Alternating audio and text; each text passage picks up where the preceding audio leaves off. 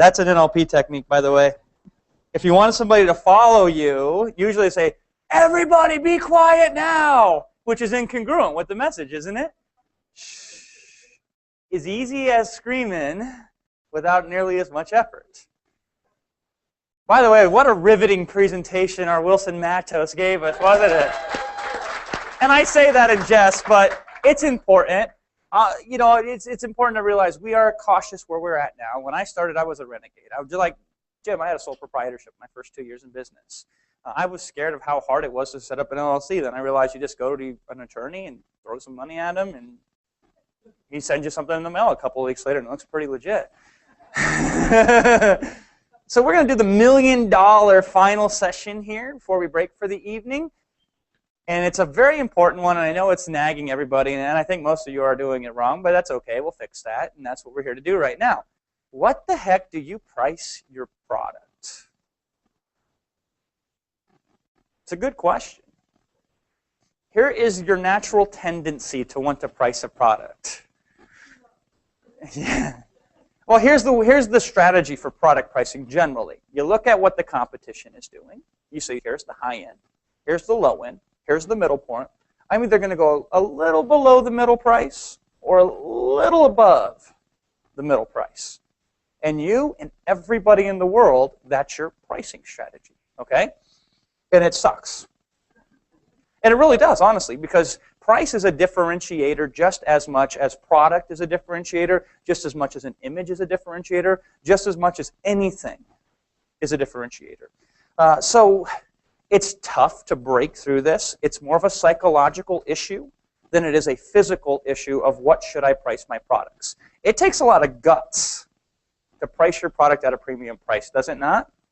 You're telling people in the marketplace, my product is so damn good that I'm going to try to get away with making you pay more than you could from another product. And that is a challenge, and it's doubly more of a challenge if you're doing it in a marketplace setting where people can compare you directly. And we in Rapid Crush in this day and age, we pride ourselves in selling at a higher price.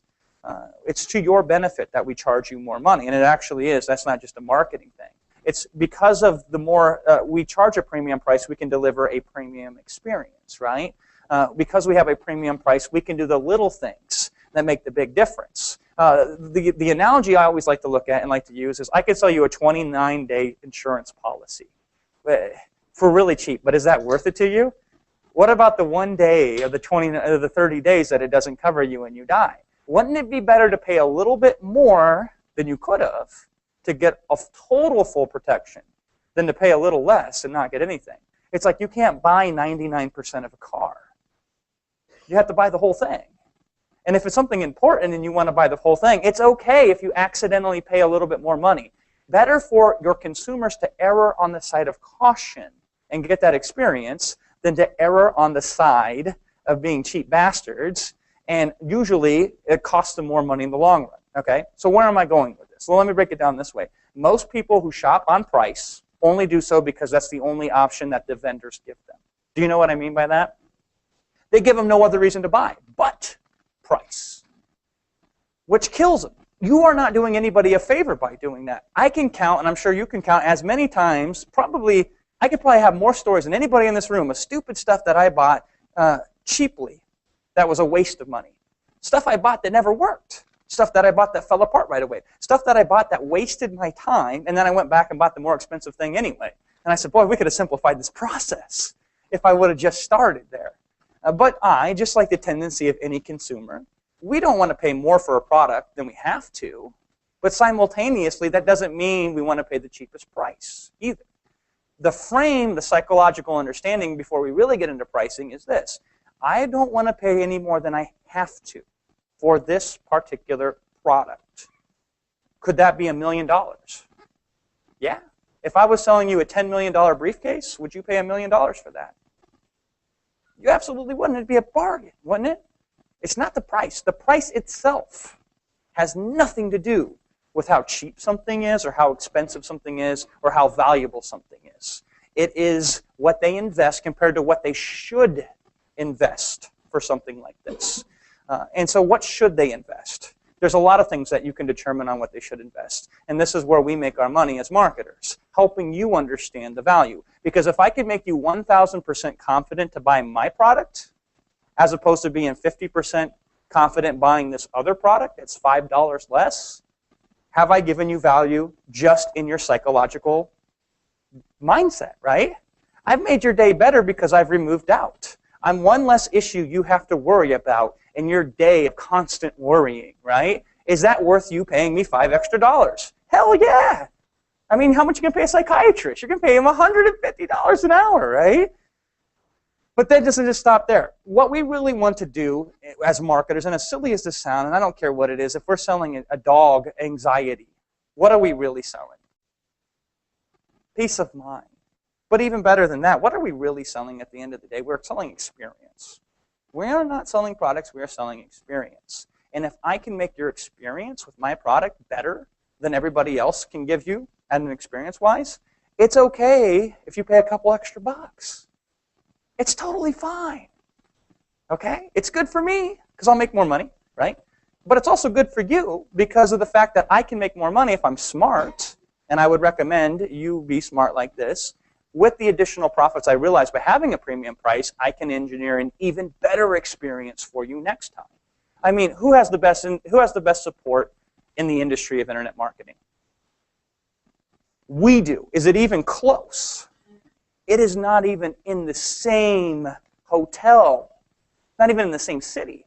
You know, our support is in Austin, and everybody else's support is in Antarctica, right? Now, do we make any money directly from our support? Not really. It's not a profit center. We spend $15,000, $20,000, something ridiculous like that a year just on the software to run our support, much less all the employees that we pay and our opportunity costs and our training and that. We do that specifically because we have the margin to do that. Because I don't charge $10 for a product. I charge $99 for a product. Right? So I have engineered a better experience to you. Now, I want you to think about this, and I'm speaking to you in these terms now, and then I'm going to dovetail them over to the physical product realm. Okay? If you want to buy something that you think can change your life, if you want to buy something that you think can help you in business, if you want to buy something that can, you know, do all kinds of amazing things for you, I don't think you're going to nitpick over a couple bucks, right?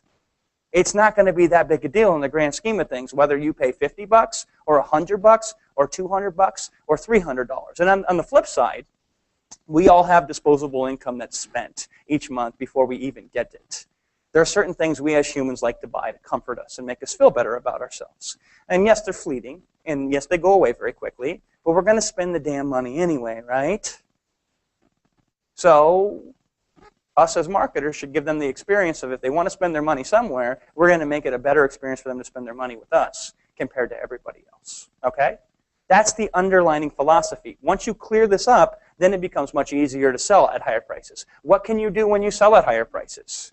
You can definitely invest in a better support infrastructure, like we said, and that can be a competitive advantage, a way that you engineer experience. You can have better labeling and better design. And let me tell you, if you don't think that's important, let me flip it this way. You ever buy something that looks so cool that if you just set it out on the table, like when your friends and family come over, they start looking and picking it up, they're like, man, look at this thing, this is awesome. How much extra experience is that worth to you, monetarily speaking?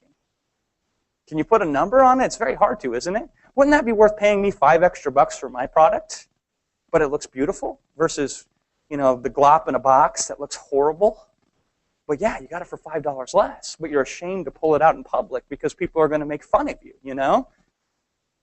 So that's a benefit of charging a higher price. And what else can you do when you have a higher margin? You can pay more for advertisement. How is that to a consumer's benefit? If you pay more in advertising, how does that benefit them? I can tell a more complete story. I can tell a better story. I can be more instructive on how to use my product, right? I can add more bonuses to my product if I want to do that, right? I can do a million things. At the end of the day, most people want to prefer to get an experience than to save money. The only time that they go instead and shop on price is when nobody gives them the alternative, right? Nobody gives them the alternative. So who here has went out there, and this is so great for internet marketers, and I'm assuming we all buy some internet marketing products, right? I mean, you go and you get on this tear and you start buying these $10 WSOs and $9 WSOs. Question, how often do you even consume them after you buy them? Is it 100% of the time? No. Is it 50% of the time? Maybe, right? But you only paid $10 for it. Now, if you buy a product from me, what's the likelihood of you consuming it? Isn't it much, much higher? Hell, we even have a members area that's easier to consume it because, again, that's part of the experience that we create for you, where most of these people just kind of throw it out there. And I used to be one of them. You got to start somewhere, right? Now, here is the bottom line of all, and this is what I love. There are certain customers who will only get a good experience from you if they can pay a premium price. That is their good experience, okay? And I'm sure we all have a friend like this. And by the way, this is contextual. This same person can be like that in one area and not like that in any other area, all right? When it comes to clothes, I am a cheap bastard. $5 shirt, $10 pants, $5 flip-flops, right? I will never pay a premium price. But when it comes to certain other things, I only pay a premium price for it. I will never pay a cheap price for it. You know, I just bought almost a $100,000 automobile. I don't even know why. But I didn't price shop. I didn't compare. I just said, I want this thing, and I got to have it. And don't get me wrong. A big part of that is how many people do I know that have a six-figure automobile? I'm the only one. That's a valuable thing, you know? And then to play it off like you try to be sheepish about it, yeah, I got this thing, you know? That's even part of the value, isn't it? So there's certain people who will only feel like they got a good product if they pay a higher price. So here's the most hilarious thing about this, and you don't understand this until you actually do this. It is roughly, depending on the market, about 10% of an audience who will always pay the higher price. If you do nothing else, if you do not create an experience on your own, there will always be about 10% of the market who will spend more money simply because they themselves feel like that's better if they spend more money for this particular thing. And I know that sounds crazy, but I've proven it over and over and over again. The only experience you're giving them is the ability to spend more money with you, and that is an experience that they draw value from. So if you do nothing else, you will sell to 10% of that audience because everybody else is priced on the lower end. The other benefit of selling at these higher prices, even if you do nothing else, you will make sales, is how much more money will you make if you only sell to 10% of the audience. This is where it gets really fun. If you do the numbers, the people selling on Amazon, almost none of them make any money. If you really do the numbers, right? Because their price that they sell at is way too thin. Once you start factoring in what Amazon takes out here and what Amazon takes out here and the sales tax, if they pay that, which, by the way, if they want to risk it and don't pay that, then if they have to pay that, then there goes all their profit margin, right? I mean, the uncertainty. Now, are you doing your customers a favor if you're one disaster away from going completely out of business? I mean, look what happened when Twinkies went out of business and the revolt that caused, right? And so having the ability, you will make 10 times the amount of profit selling to 1/10 the audience as all your competition does. Even if you were the only one that sells 10%, right? Isn't that incredible? It almost makes me want to go out there and source other products and sell them at super low prices just to compare them to my expensive one so I can make the expensive one look greater. But the bottom line is people want to feel very confident and comfortable purchasing something. Now, you don't know this yet, but I know this about you. If you write a good description the way that I said and the way that Matt says, you've enhanced their experience, correct? If you do the images the way that I was talking about, have you enhanced their experience? You absolutely bet you have. If you systematically go out there and get the proper reviews and stimulate reviews, because most people, their approach to Amazon is catch as catch can with reviews. They don't stimulate that. And remember earlier when I was talking about I sit there, sort the reviews, go through it that way, and that's how I buy? That is an experience. When I buy, and this is so silly, okay, but there are certain customers, again, when it comes to certain things, they don't even consider for a second price. So let me tell you a silly, silly story to illustrate this perfectly. I'm in the market for a new bed. I want like the best bed possible because let's face it, I spend like not as much as I'd like anymore with damn kids running around all the time. I spend about now 5 hours a night in the bed, right? It should be 8. So since I spend so much time there, I want this really great bed. It doesn't even cross my mind to look at the price tag. I walk in the store, some green behind the ear salesman says, "Can I help you?" I said, "Yeah, start showing me what you think are the most comfortable beds here. And I want to lay on them. And when I find one I like, I want to buy it." And he goes, "Okay, right this way, sir." And we start laying on these beds. we try them all out. I try on like 10, 15 beds. I find this bed. It's the greatest bed I've ever laid on my life. I say, I want this bed. Let's buy it. I never once crossed my mind on what the cost is. We get up, and I would never expect it because this place isn't like a high-end place, right? Guess how much this cost?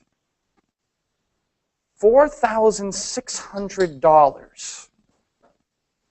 And I start thinking in the back of my head, uh-oh, maybe I should have checked on the price first. But by this point, I've already wanted the product. I'm like, this thing is the most comfortable thing in the world. I didn't come in here expecting to spend nearly $5,000 on a bed, right? Anybody who I tell that I spent this much to is going to think I'm an idiot for spending that much, because you can get one of those Tempur-Pedic space foam mattresses for like $800, you know? But by this point, I'm like, screw it, I'll buy it. And I paid cash straight up front for it, didn't finance it or anything. I just said, okay, cool. And they loaded it up. And greatest decision I ever made, by the way. Because that thing is a miracle. Anybody that comes over to the house, you got to see this bed. You got to lay on this thing. And they think it's the greatest thing in the world. My daughter, unfortunately, we're in the habit of what's called co-sleeping. It's where the toddler sleeps in the bed in between the man and the wife. She won't ever get out of that bed. She loves that thing to death. I lay Max on that thing, and he is just the contentest baby in the world. But the whole point is, and that's for that product. Now, if we were talking about clothes, I would not one single time looked at a price. I mean, I would have always looked at a price tag and made a very specific decision based on money, okay? But for this particular purchase, this one time, I looked not at price at all, but what I wanted out of it. And so at any given time, and again, it's contextual on the person, and it even changes with that same person from this day to this day to this day to this day, okay? But at any given time, there is a segment of your audience who is looking specifically for something, and they will not even consider and look at price. So when we factor in the people who want to pay more money because they get benefit for this particular thing of paying more money, and you factor in that some people don't even consider to look at the dollar figure when they're buying something. They're not going to price shop or mess around. Just by charging more money, just by putting a higher price tag on there, you'll get it, okay? And then when you add in some of these factors that we talked about with better images, better product copy, press releases, special advertisements, all that stuff is a benefit too. And then the extra money that you can make running at selling 1/10 as much volume as anybody else and still be 10 times more profitable because it's a factor of production. You will then be able to make legitimate, long-lasting experiences. You can start saying, okay, let's look at it this way. Is it possible for us to start creating our own version of this product and make the product inherently better, right? You can start looking and saying, is it possible for me to work out a deal to have somebody else's product bundled with this product and give them that? Because our customers who want this also want this, right? Is it possible to do this, this, and this with these people? And oftentimes you'll find out it is very possible to do all these things because of the additional profits that you realize by charging premium prices. Now here's the best part of all. Whenever you run a sale, it's easy. Because you can say, I'm discounting 50% off, right? I'm discounting whatever. So if people have been salivating, because some people will really, really want it, and the only thing that's stopping them is they can't afford it, right? It's rare, by the way, that this happens. Because most people, if they really, really want something, they can afford it. Like I tell the men in the room, you know, if you were single and there was a beautiful, beautiful woman who wanted to date you, but you had to somehow figure out a way to fly across the country, and you had no money to your name, I bet you would find a way to make it to that date, right? I guarantee you would, okay? And so it's a matter of how much you want it. Now, there are occasionally times where the money is not possible. So it's like a kid looking at a dog in the window. They're salivating. Oh, my God, I want that thing so much. So the second that it goes on sale, they're the first one in line to buy it because they've been admiring it from afar for so long, right? So when you start to run promotions, and they're legitimate promotions, because on the other hand, and this is a retail problem that I'm sure we've all seen, like every time I go and shop at certain stores, they always print out, this is how much you saved today with us based on our sales, right? And I'm like, yeah, right. This is how much you marked up on me and then discounted, therefore netting any savings inert. We don't believe that because there's always savings. What do you call something that's permanently on a discount? You call that the actual price of the product. But when you can show that it's been this price, and then it's went down to this price, and then it's went back up, which we do in Rapid Crush brilliantly. Every single deadline that we have, when that countdown timer hits 0, you know we mean business. Now, the first few times, it took some people a while to recognize that. But they learned, and now they understand. Okay? And it's the same thing with some of these things. So when you do run promotions, and you're normally this much up, and you discount the price, now here's the most beautiful thing of all when it comes to the human psychology. Relative comparison. We cannot, especially with figures, visualize numbers in our mind, okay? So if I tell you to visualize 100,000, how do you do it?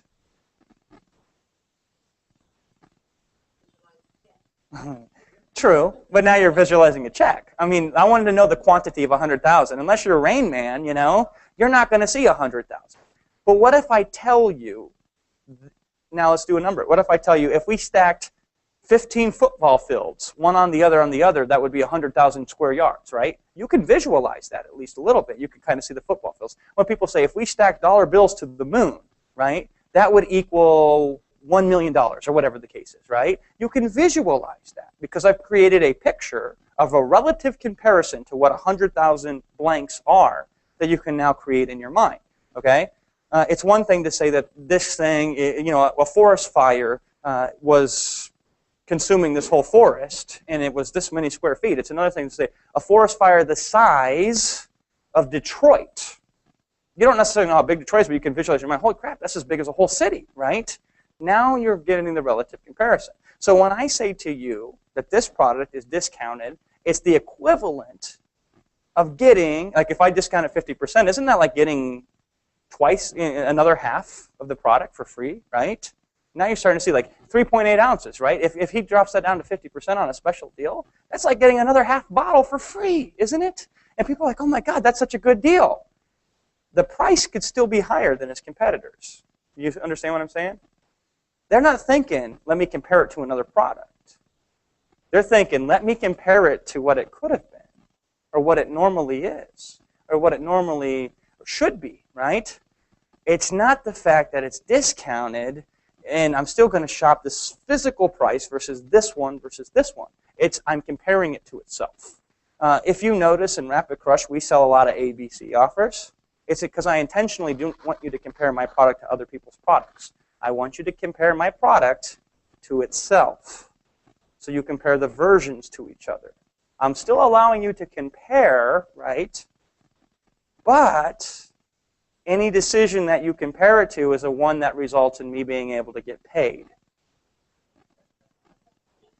So that's the big secret, one of the main reasons we do that. That also allows me to customize the offer so I don't have to sell a one-size-fits-all. You know what I mean? So you might have a different desire than somebody else, but I've given you both an opportunity to purchase at a level that's right for you. So a super-duper advanced strategy that I'm going to start employing, and do this after you start making sales, is again, and I'm not joking, take the same product, re-private label it, and sell it at an even higher price for no other reason than you can compare the two. And there's your relative comparison. In addition to that, though, at a higher price, I guarantee you there will be unexpected expenses that you will incur when you do business. If you sell anything at any given time, you will have unexpected expenses. Guaranteed it. It's impossible to ignore. You could have the sharpest mind financially. You will miss something, or something will be hidden. Or, you know, like our merchant account started double billing us on things at one point in time, and we didn't realize it, and it wasn't in the contract, right? And it just naturally appeared one day. That stuff doesn't really happen, does it, Jason? It happens more than you would believe. So if we can work the numbers out on a razor-thin profit margin, it only takes a couple of those to cause disaster. So you have to price at higher prices, simply for your own sanity. It is a challenge. I will repeat that again. So this goes back to the contrarian nature. You zig when everybody else zags. Everybody else is going to charge this much. So charge it right to a point where you're slightly uncomfortable selling it. And that's usually a good indication. And don't compare it necessarily to what your competition is doing. Honestly, I do it the opposite way. I sit down and say, what do I think I could sell this for in a perfect situation? And I write a price down. then I compare it to what's sold in the marketplace. Once you reverse the approach, okay, then it softens the blow, right? You don't get the sticker shock. You say, oh, that's only $10 less. This one is compared to mine. I can handle that. But if you look at it the other way, okay, that one's $28. Can I sell for $38? Oh my God, that's $10 more. It's a psychological impact. Does that make sense? Okay. Now, let me share with you an interesting statistic. Did you know 80% of discretionary income is held by 20% of consumers? 20% of consumers spend 80% of all the money that is spent buying consumables. Premium prices. We can sell to 1/5 as many customers and get 5 times the amount of money coming in. But unless we give ourselves an experience, or we give somebody else an experience where a couple extra dollars makes no difference in the world, then they're left to resort to fight on prices. So I'm sure, let me ask a question here. Who here has felt like they've now underpriced their product based on what they've listed out there, okay? And everybody else is a liar for the most part. Yeah, you might want to raise your price. I would definitely probably recommend you do raise your price, because I can tell you, and then I'll let Will speak, I can tell you so many people that we looked at in the ASM group, when we ran the numbers with them, we said that your profit margin is too small. Your percentage of profit on a sale is way too small. If it ain't over 50%, then I'm scared. If I don't, when I sell a $40 item, if I don't take home $20 net profit on that thing, I'm really weary. Because I know when it's all said and done with all the hidden costs and everything else and all the time that we might mess around trying new things and all the whatever, it's not going to be 50% anyway. It's going to be probably 30%, right? But if I started at 30%, then it's going to be 10%, you know, or 5%, or negative 3%. If we can get to 100%, double the price, that's even better. You know, where we're selling it, it's costing us $2 and we're selling it for $40. Then we can do amazing things. We can create a whole experience that nobody can even come close to. And people will buy on the experience, because money is a utility that only serves the purpose of burning it if you're cold. I mean, beyond that, there's no use for it. You exchange it for things that are of use for you. Will? Yeah, I just think a lot of people, most people have the tendency of pricing stuff based upon their own perception of value, right? And it's very difficult for somebody who doesn't have the experience on pricing to know the fact that they're buying it for $10 and charged 30, because in their mind the value of it is $10, right? Because we bought it for 10. Right. How could you possibly charge 30 for it? Especially when everybody else in the marketplace might be charging 15 or 19 or whatever. So you have to get rid of that mindset. You have to step outside of your own self, kind of, right? And say, what's the true value? What can I provide in value of this product, and price that way based upon what Jason said. But don't price based upon what you would pay for it, because you are not your customer. That's one of the things that I learned very early on in internet marketing, and doing SEO work and trying to sell stuff online. Is like, you are not your customer. Stop trying to model your business after yourself and what you are wanting to do, because you are an entrepreneur. You're looking at numbers, and like Jason said, your customers aren't looking at numbers. They're looking to solve a problem or to have an experience, and that's how you have to price. You have to consider that. So don't fall into the trap of thinking that value is like, well, I only paid 10. How can I possibly sell it for 30? Heck, you should be selling for 40 or 50. Yeah, and then if you want to discount it to 30, now you're running a special, and you're making the same amount of money as you would when you normally would have sold it at that price. That's like the miracle of a sale when you raise your prices. If you discount it back to the normal price, now it's a special. It's not a normal price.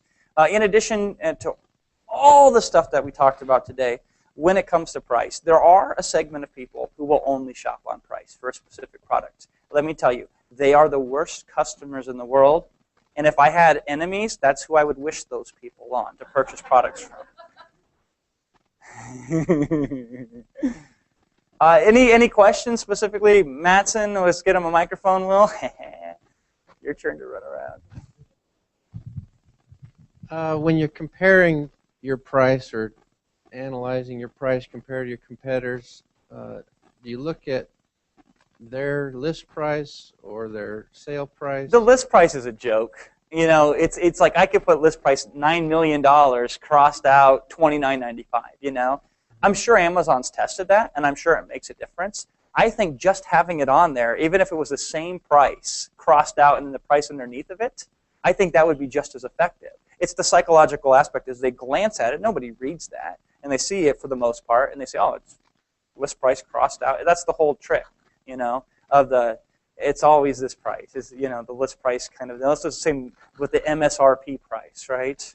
The list price thing, I don't really mess with. You can put the price higher up if you want to. I try to tend to stay within reason. Like if you notice, like when I even sell our products, I don't say. We've seen people promote it like ASN, other affiliates, $500,000 bonus package in value, right? Yeah.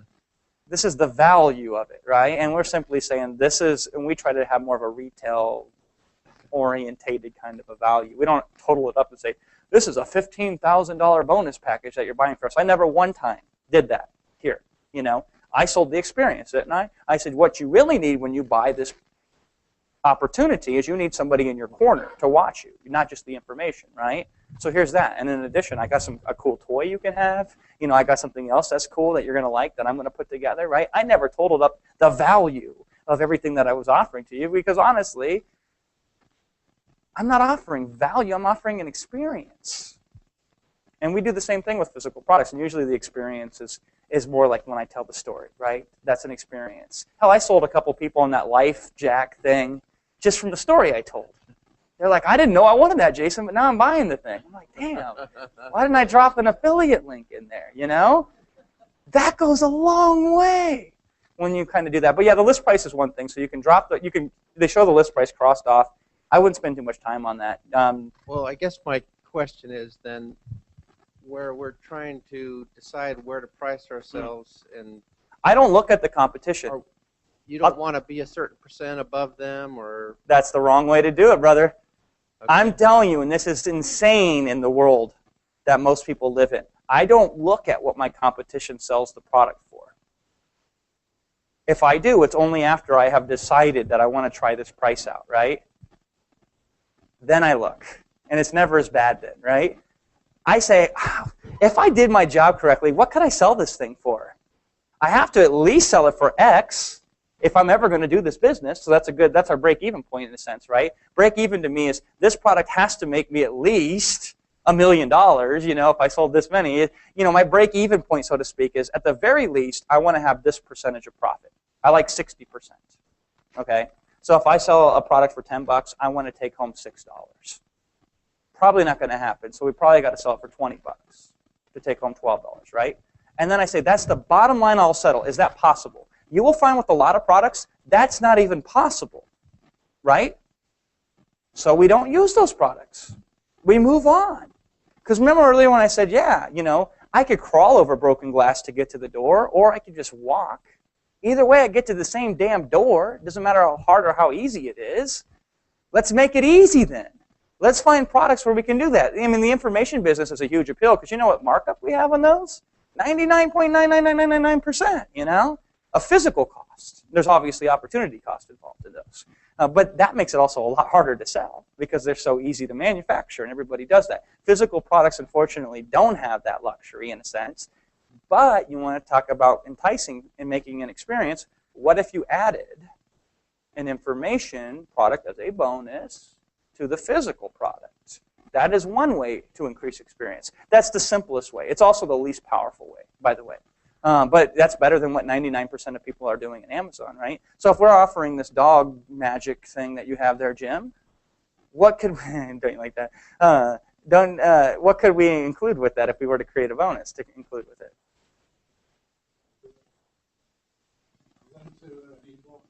Yeah, a link to an ebook on that. Yeah, about dogs, right? And maybe that works, maybe that doesn't work. But it's better than nothing, you know? I personally don't like to do that. I know Matt recommends it, and I know it's better than nothing. But most people are not information junkies. Let's face it. I mean, how many people don't read a book a year, percentage-wise? More than you would imagine, right? We are in the minority who consume information, and specifically consume it for purposes other than for entertainment. It is better than nothing And in that particular instance, I don't care what the ebook is. Just having it for thud factor is cool for the experience, right? So if you can go and find, I mean, obviously we don't want to put junk out there, right? But I wouldn't beat myself up and try to make the most perfect ebook in the world, knowing that 95% of my customers aren't even going to look at the damn thing, you know? I would much rather sit down with an expert and talk to them for 10 minutes and record them, you know? Ideally somebody who's an author on Amazon. Say, hey, fellow Amazonian, right? I got this product over here. I think we could do better with it if we were to add a bonus from you to it. And, you know, I can reference you as a published author on Amazon, and you can get book exposure, you know? I need you to do all the work to create the bonus. Is that cool? You think people would go for that? If they're smart. And if they're not smart, we don't want to work with them anyway, right? We only want to help. We only want to reward smart people. And so that's one way that you can do it. But that's just giving them more, okay? I prefer to focus more on the experience itself. And packaging goes a very long ways to that experience. The images go a very long ways to that experience. So I would rather be able to get a really nice premium-looking graphic going on there. That alone means you can sell, you raise your price $5 with the right graphic. And you might think, Jason, that's preposterous.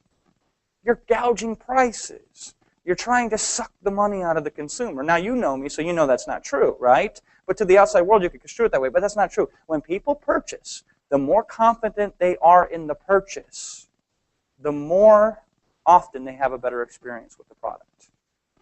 They actually transfer the consciousness, in a sense, if you want to get all out there, of their purchasing mindset to when they get the product. And it's very hard to reverse that.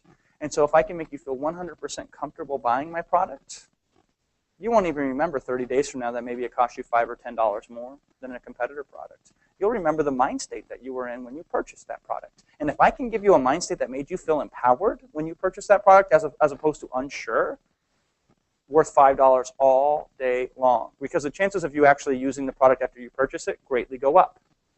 Would you believe there's a significant portion of any type of physical product that's purchased that's never used? And I mean, look in all of our garages for examples of that, right? Or our basements if we have them, right? Or they're used once and then they're thrown away. But I guarantee you there's other products that you couldn't live without. Some of them are happy accidents, right? But a lot of them, you think about it every single time you use it, of, oh my God, this is where I was when I purchased this. This is what made me purchase this. This is why I'm glad I purchased this. Because you have that experience that you associate to purchasing the product that will translate into actually being more likely to use the product, actually more likely to benefit from the product, and actually make you feel better about yourself for using the product. So don't look at the competition when you price it. Say, at the very minimum, this is what I got to sell this for. If I do nothing else, figure out a way to sell it for this much. In an ideal world, if I can engineer a really good experience, what could I sell it for? And then after you're done for kicks, for fun, after you put it up there, then compare it. And you will say, oh, that's not that bad. When before you'd be freaked out. Now here's the deal. What happens if you price it too high and nobody buys your product? You take the 2 seconds to log in there and you change a couple numbers and you try it again. I understand it's scary. I mean, rejection is tough. Here's the cool thing though. None of these customers are calling you up saying you're an asshole for selling this to me at too high of a price.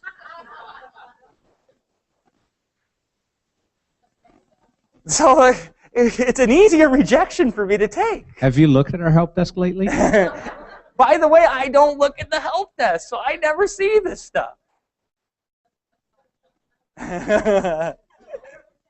Now, you got to understand, on Amazon, we might be selling for $5, $10, maybe $12, $15 or more. In our business in Rapid Crush, we will sell at $100, $200, $500 more than 90% of our competition. And we have great customers still. Now, we go crazy overboard with the experience, right? And definitely, you don't have to go that far overboard. I mean, we're talking about very specialized expertise to do that, right? But if I'm able to, in a hyper-competitive, oversaturated marketing environment, sell at when most people are selling $10, $15, $20, and I'm selling at $100, $200, $300, $500, I mean, So Content Forever, which every single one of you should have got for free. Did anybody purchase it afterwards? Okay, good, because I guarantee you a lot of times, unless we tell you, you'd go and buy it anyway, not realizing you get it for free. But everybody here got it for free. It was a bonus that we offered when you bought through our affiliate link, and the product wasn't created yet. And then when I created it, I gave it to everybody. And by the way, we sold a ton of that product. And you got it for free, okay? So knowing that we were legitimate on that ahead of time, you knew I was going to do that. When I said I'm going to go out there and sell it for this price to the public, and you're getting it for free, you believe me. So that goes a long ways, right? Your expectation of your purchase, as we're talking about, when you go on to purchase it. But in addition to that, that was one PDF that I sold for $49.95 as a special offer, and now we sell it for $99. Who in our market sells a stupid, measly one PDF with no bonuses for $49.95? Do you know anybody else that does that? I know one person. Dan Kennedy sells it, like a 15-minute transcript for $100. And I don't want to push that far because I wasn't very happy the last time I purchased one of those, you know? So there is a balance, right? You can overdo it in a sense. But I'm about the only one in our market, and we had affiliates. So at first, like, Jason, I don't know if I should promote this thing. I don't think my audience will buy this. And I'm like, well, find out. Mail it and find out. And they come back and say, I can't believe you can sell a PDF for $50.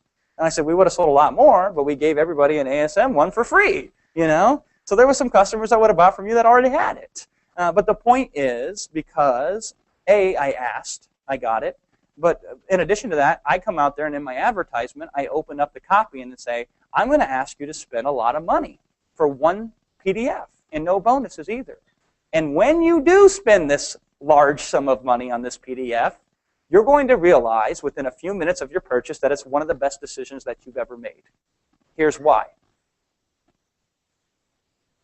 Not only did I have the audacity to sell at a higher price, I turned it into my #1 sales advantage. Isn't that crazy? So if I ever go crazy high prices in Amazon, I'm going to say, hey, if you do your analysis, you'll probably discover that there's a lot of people selling it for much cheaper, that's the word I'll use, than we here are at XYZ company, right? And usually what will happen is you might want to go and are tempted to buy from there, and that's okay if you do, because you'll end up coming back and buying from us anyway. Once you discover why, you're going to spend a little extra to get a lot more. So if you want to do that, that's fine, or if you want to save the hassle and just buy it now, I don't care either way, okay? You don't have to be as direct as I am, and I love the directness, and I do that because who else does that? Who else is that confident in that? But you don't have to be that direct, but you want to leave behind the same feeling. You want the customer to think that, whether you say it directly or whether it's implied indirectly, where you could say things like, I mean, the standard close that you always want to modify from. I mean, this is the one I always use when I first started, and Will also has heard it in his tech background too. You know, a company can only be good out of the 3 things that every company needs to focus on. A company can only be good at 2 of them. Okay, and so what are the 3 things, by the way? Price, service, and quality.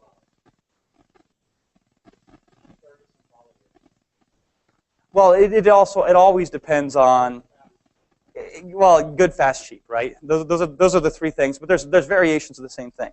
But the thing is, the way that I always look at it is, you know, we can only be good at these 2 things. I can make it the best constructed product with the best service combined with it. So that's why I talk about between service and the quality. That's what I separate the 2. If I do that, I can't make it the cheapest.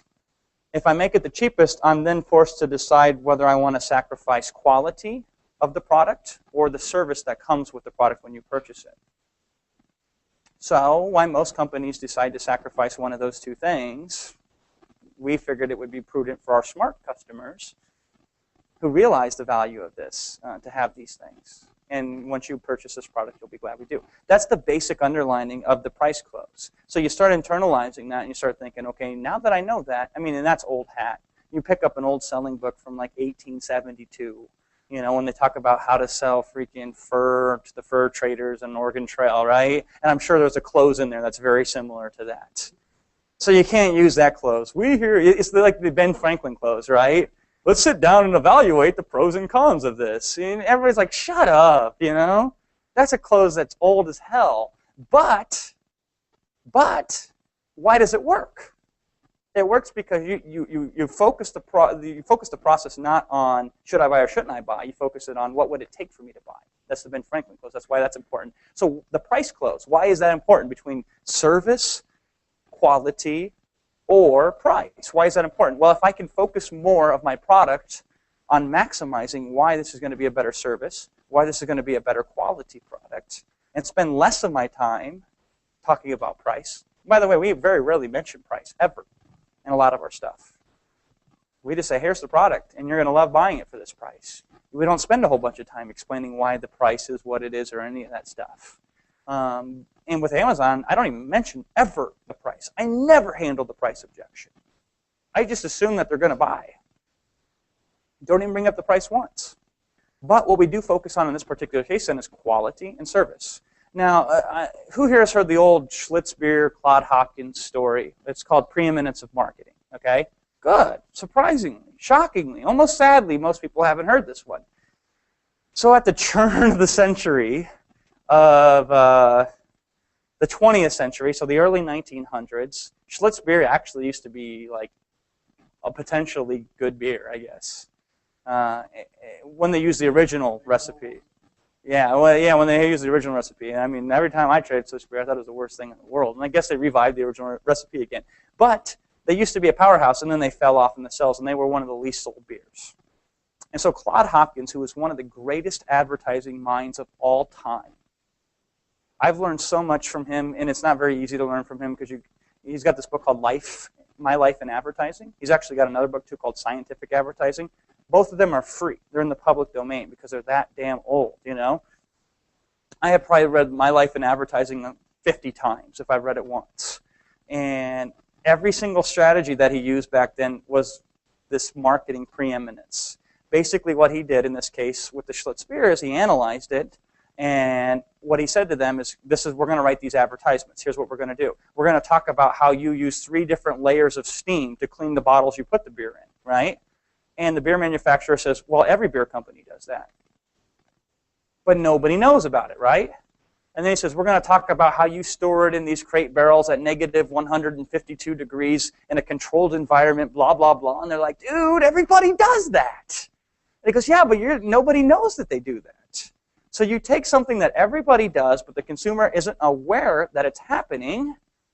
And now, since you're the first to mention it, anybody else who comes along and mention it, what does that look like?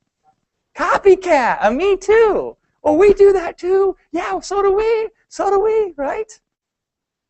So we just won a contest for Emperor Social. We were the #1 affiliate, despite the fact that while people plan for months, we planned for 4 days. I did marketing preeminence. It's the Claude Hopkins personified. I looked into that and explained, and I had to really dig deep down to figure it out to how to explain it, but I did it in a way nobody else did it when they promoted the product or talked about the product. I gave you the experience, even though other people were even doing this stuff, they weren't explaining it. I was the first one to explain it. Now, of course, I also baked in things that nobody knows but me, which is very helpful, right? You won't have to go that far. Not on Amazon. But if you can work in a little bit of marketing and preeminence. So I gave you a taste earlier. If I explain that this thing comes from this green tea extract and it has antioxidants, now you don't just have a freaking dog thing. You have people thinking, oh my God, I might want to take this stuff, you know? And you got to, maybe you want to write that in there. You might be tempted to take this yourself. I do not recommend it, you know? And they're like, damn, that stuff must be good. Not even thinking about price, are they? They're not thinking about price at all then. They're thinking about, I want to try this stuff out. You know? If you had if you explain the process in which this is manufactured, I'm assuming it's manufactured like anything. In a laboratory somewhere where they dump all these chemicals together and they stir them around with a big stick and then they pour them into a bottle, right? I doubt that's how it's actually done, right? But I don't know. Tell me how it's done. I bet you don't know either, Jim, and that's okay.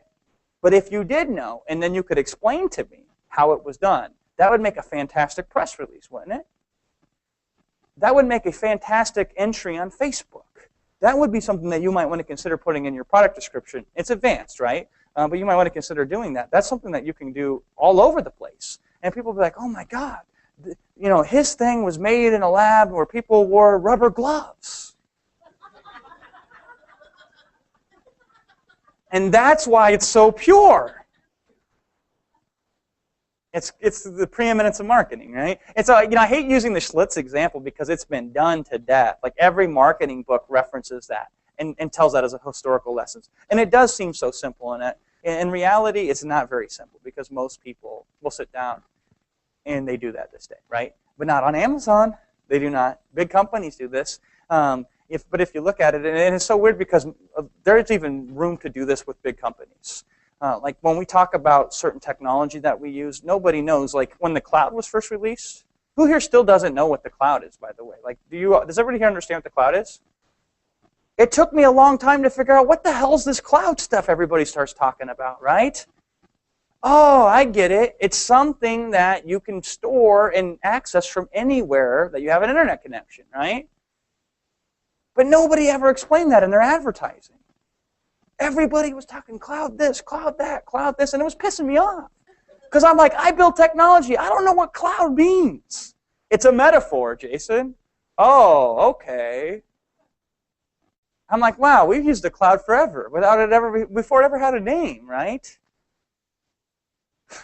We've been using Dropbox for ages. I didn't know that was the cloud. And all this advertising was coming out. And then I read a study one day.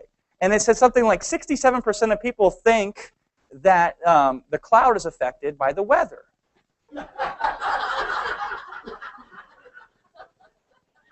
Because nobody ran an advertisement breaking down what the cloud did and what it was, right?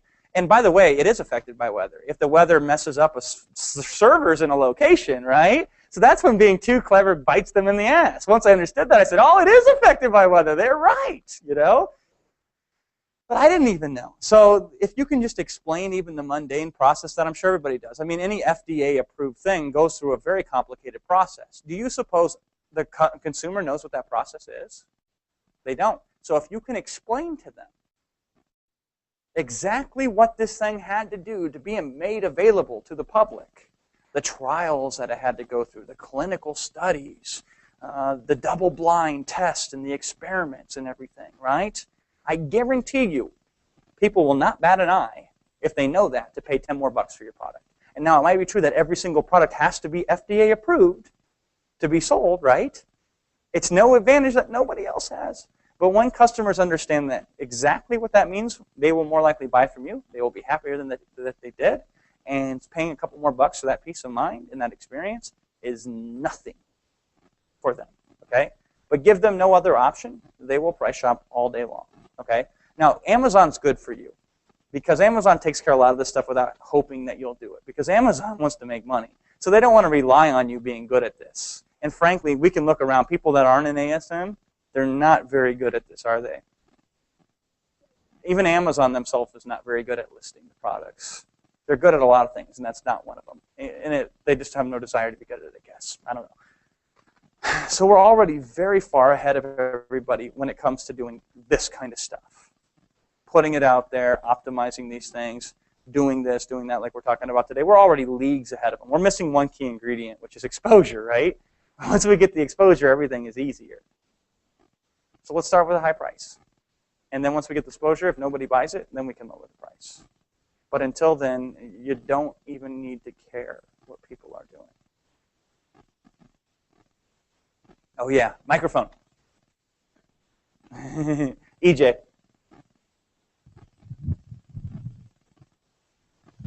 This may be a redundant question then, but I've been thinking as you were talking about the way that prices go up and down and jump around and daily change and shift.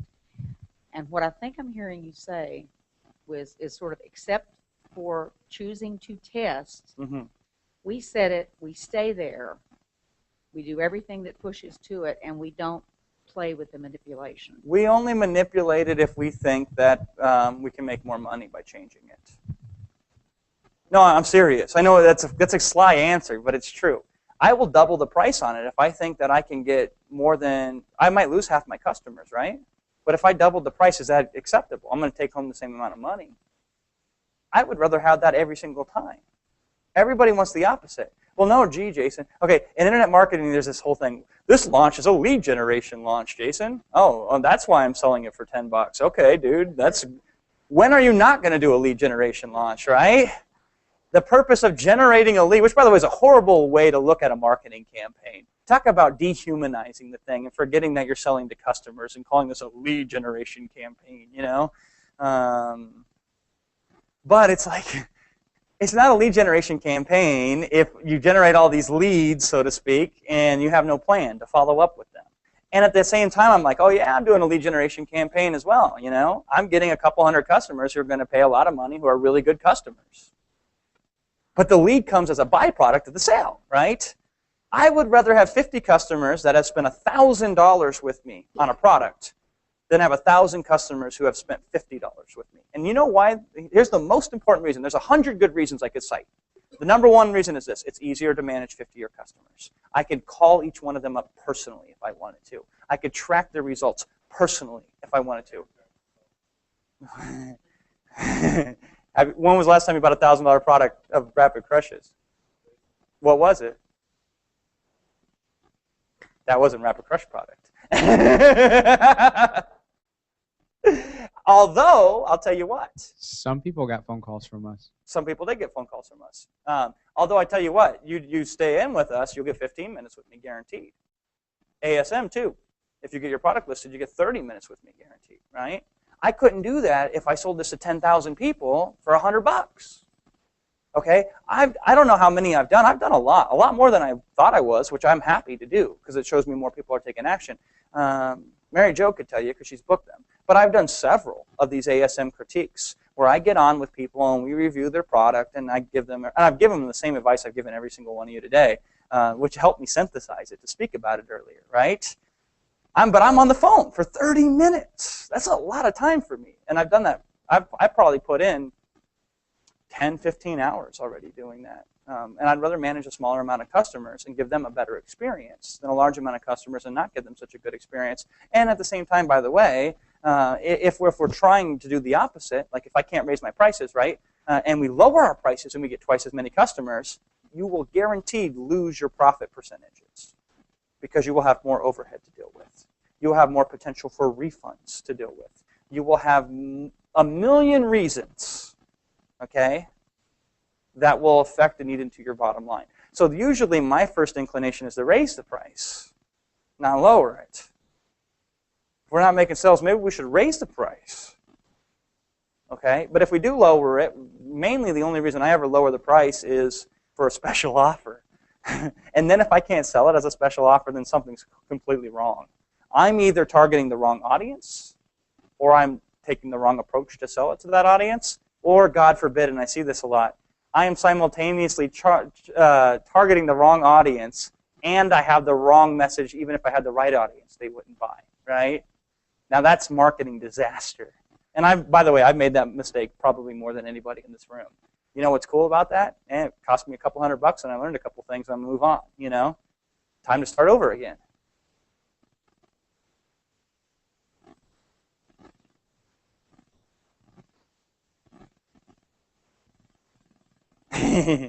Everybody's getting tired. You guys haven't even started the official seminar yet. You better get some rest tonight. Anything else anybody? Oh, go ahead. Let's take some questions and then I'll cover some miscellany. Actually, two questions. First is, you mentioned something of a bonus, a follow-up, something to entice them to continue buying, right, or to, which we don't do, by the way, to increase their experience with Amazon. How can you do that with Amazon? The way, maybe I'm wrong, but I thought that with Amazon you can't include a bonus unless it's part of the fulfillment package. Matt covers it in the course. Like I said, we don't personally do it, so I can't tell you the specific way to do it. Does anybody here know it? Oh yeah, just yell it out. Put it into the insert. So Put it in the insert. What I'm assuming you're doing is when the product is shipped, there's like a little thing that says "Go here to get this."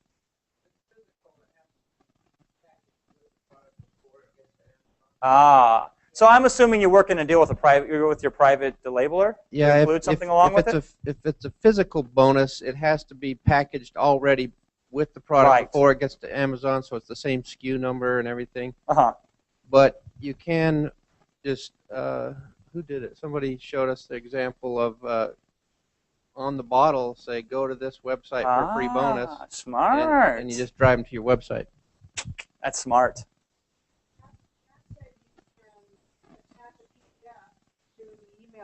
Ah, Matt yes. said you can attach a PDF to the email you send the customer to give him a bonus that way.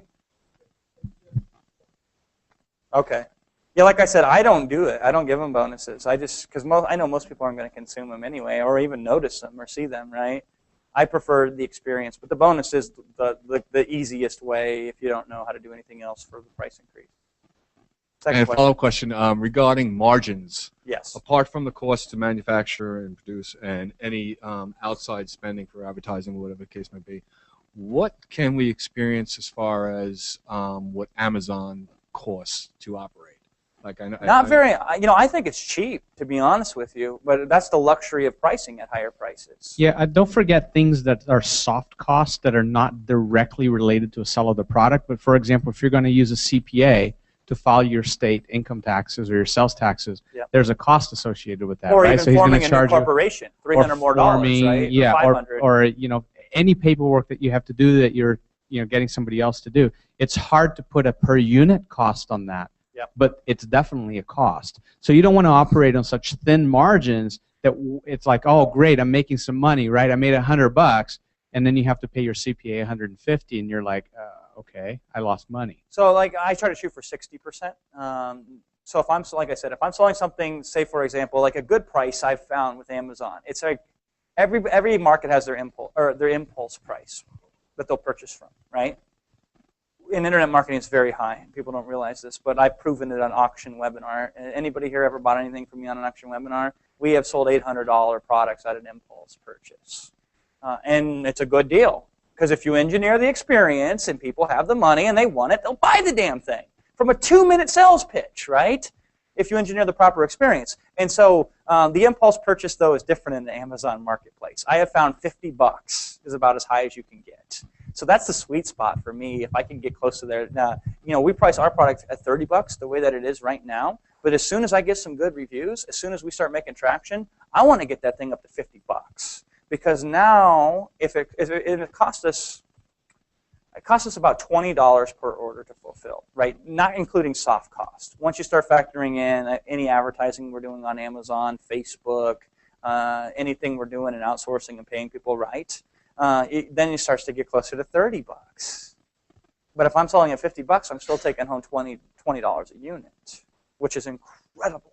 And I think I can do that once I get some traction going and once I prove demand. Now, if I can't prove demand, by the way, like if we try everything we can and this thing just won't sell, and that's possible, who cares? We move on to the next product. I know it sucks to say that in a sense, because you want this to be the perfect product and you want it to change your whole life. But let go of that, because it's limiting you. We run this damn thing through, and if it fails, it fails. I guarantee you, you'll find a way to get up in the morning and move on, right? It's not the worst thing in the world. I can think of a million things worse than picking a product on Amazon that didn't work. You're still 1,000 times farther ahead than the average person is of ever dramatically changing their life, and that's why everybody still plays the lottery, because that's what they'll do instead. You know, you're creating your own lottery where the stakes are much better and the odds are much greater. So if this product doesn't work and we can't make it to work, throw it away. Go on to the next product. And we'll eventually find a product that we can sell at a premium price and charge more for. But the margin that I shoot for initially is about 60%. Knowing that when it's all said and done with all the unexpected costs, we'll probably get 40% take home on that. But so many people want to go at 40%, not realizing when it's all said and done, they'll probably take home only 20%. Because I'll give you one immediate cost bump that we never anticipated. Me having to go down to my local printer and getting labels printed, right? That was a complete extra cost, because the printing of the label with the original thing that we private labeled was part of the deal. So we didn't get a discount. They didn't come back to us and say, oh, because you didn't use our labeling service, we're going to discount $1 off a unit, right? We still had to pay that. Our cost per unit just shot up 70 cents because we got our own label, right? That's huge. 70 cents per unit that we lost. So the 60% very quickly dipped down. So when you're starting, try it about 60%. And there's no clear formula, because it just depends on the product. You know, we have a product that I think we can sell at. No, I think we can source for $4 and sell at $40. Yeah. And now here's the tendency, by the way, and resist a surge. Well, gee, then if we sold it at $20, it'd be a great deal, wouldn't it, Jason? You know? No, no, no. We're gonna sell it at $40. And if we have to go down to 20 because we can't make it work at 40, sure, we'll do that. You know, if we run specials at $20, our specials will make us more net profit than most people's regular sales price will make them, right? Very rarely, though, and this is so hard, there's no real formula, unfortunately, for setting your price. It depends on the product. It depends on the experience you can manufacture. It depends on the type of people who are most likely to find the product. It depends on your goals for the product as well, right? Because certain products are going to do better than other products will do, no matter how good of a marketer you are, how much you try to make this thing happen. So the real world says, let's just start at about 60% and play with it and see what we get. But let's also keep an eye out for potential products that we can source that maybe we can get higher percentages on. Does that make sense? I don't know if I even came close to answering your question. I kind of went off on 50 tangents at once. Somebody get him a microphone. Somebody. We got one right here. All right. If you're picking your product, you're going through the top 100 in a category. Right. And so you see a specific product, and then you're doing your own packaging and labeling and so forth to private label it. When, if ever, would you vary off of that formula and say, well, you know, this reminded me of something similar, and I'm going to offer that even if there's nothing exactly like it on Amazon. Would you ever go there? Never. Okay. No. And this is the balance. I was talking at lunch with everybody I ate lunch with. This is a balance, when to be contrarian and when to be conforming, right? It is a very fine balance. I don't want to have to prove demand.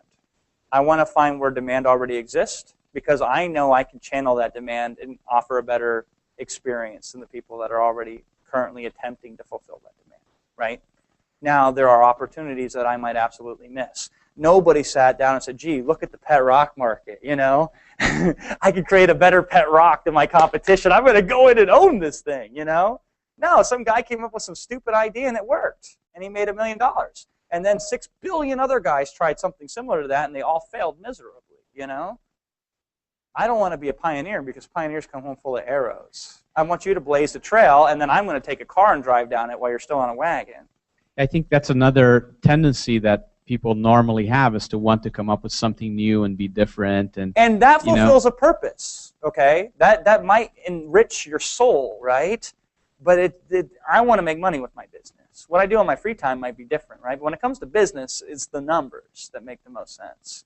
And if I can't see that demand is proven, I ain't going to mess with it. Even in our own business, we follow this, right? It's very rare that we ever create a product where a previous product that's similar to it doesn't exist in the market. Very, very, very rare. And I'll tell you why. The opportunity very rarely comes up. There's only often where I could see all these other marketers. I mean, how many marketers are there in internet marketing now? 6,212,000? There's more marketers than there are customers these days, right? And so by the law of numbers, it's almost impossible to think of something that people want that somebody already hasn't noticed, right? It's rare something like that happens, and then when that happens, it's still a risky proposition because maybe they don't even realize they want the thing yet. And nothing will pain you more than seeing somebody who would be perfect for your product who doesn't even realize they're perfect for your product. You know, here's a nice sales question for you, and then we'll go on to the next question. Okay, 2 guys walk into your store and you sell briefcases. One guy walks in with the most battered up briefcase in the world. I mean, this thing is beaten to hell. Another guy walks in with a brand new briefcase. You can only call on one of them to sell them a briefcase. Who do you call on? The guy with the new briefcase. Doesn't make any sense, does it? Yes, it does. The guy with the old beat-up briefcase, he's an idiot. I mean, if he hasn't bought in a briefcase by now, far be it for me to convince him to buy one for me, right? I want the guy who just bought one. Because this is a guy who tells me he's more likely to buy again because he's a more frequent buyer of briefcases, you know? And so it's the same concept. I usually want to see what people are buying and sell them my version of it because I know I can probably do a better job. Because let's face it, most people focus on the product and very few people focus on the experience. So if I focus on the experience, then products are a dime a dozen. Somebody over there? Yeah. Two questions. The first one is, I know you look at things differently. And like the headlines, I know Matt is saying just only use the keywords, don't use your brand name, like Sara Lee. Right. What are your thoughts? I follow that. And I'll tell you why, because I don't think anybody reads the title. I honestly don't. I think they look at the picture, and maybe they skim the title, and maybe a few of them. Maybe a tiny amount of them actually read the title, and then they stop once they realize how ridiculous it sounds, right? So you want to make it semi-coherent, okay? But the title is mainly, 99% of it I write for the search engines.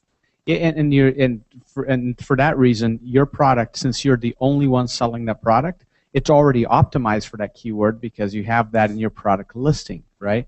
And you don't have brand awareness where people are searching for that brand anyway. So I don't even usually put the brand in. Now here's the beautiful thing. Later on, if I get brand awareness, I'll take the 2 seconds to go back and edit the listing. You know, if they lock it down, then I'll take the 5 minutes to make them allow me to edit the listing, right?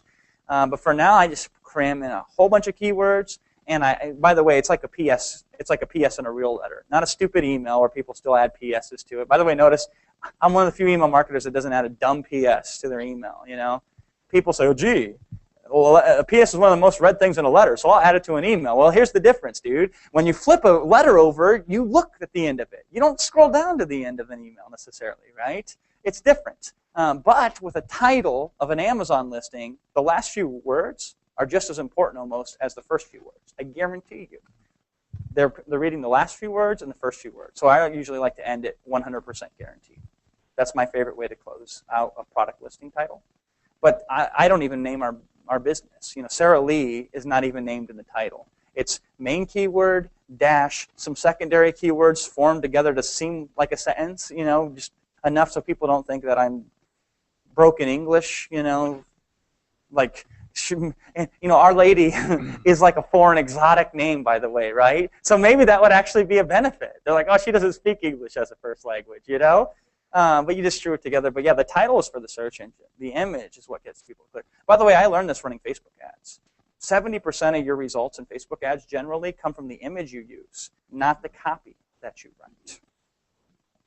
The other question I have is, like, I know before when you're doing the promotion, you know, you're focusing on the broad keyword.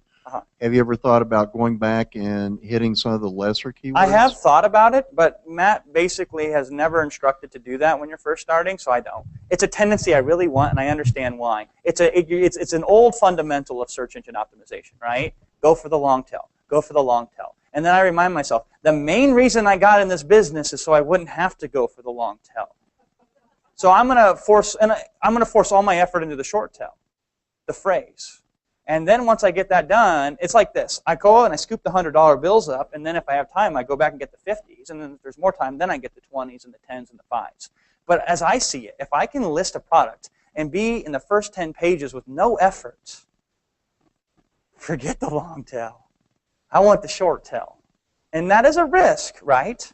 Because maybe I can have 10 long tail keywords, but here's the other conundrum.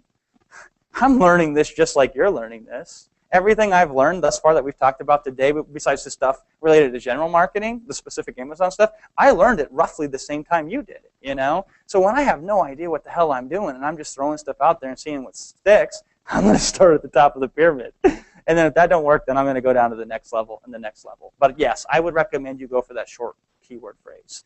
Otherwise, Matt just doesn't have any training on how to target the long tail key phrases. You know, I'm sure you can modify the training that he gives you to go after that. But when we're on page 5 now, and I have a sneaking suspicion that that's a trailing indicator. I imagine by the time I fly home next week, we'll be in the top 2 pages. I might be very well be wrong, and I'll tell you if I'm wrong. But then if I'm on page 3, now I'm knocking on the door. I'm almost in, you know. So I'm going to keep pushing all my effort through that short it's a 2-word key phrase, which I would not have any business being on the top 6,000 pages of Google for if I were to optimize for Julie has a question. Oh, that's it.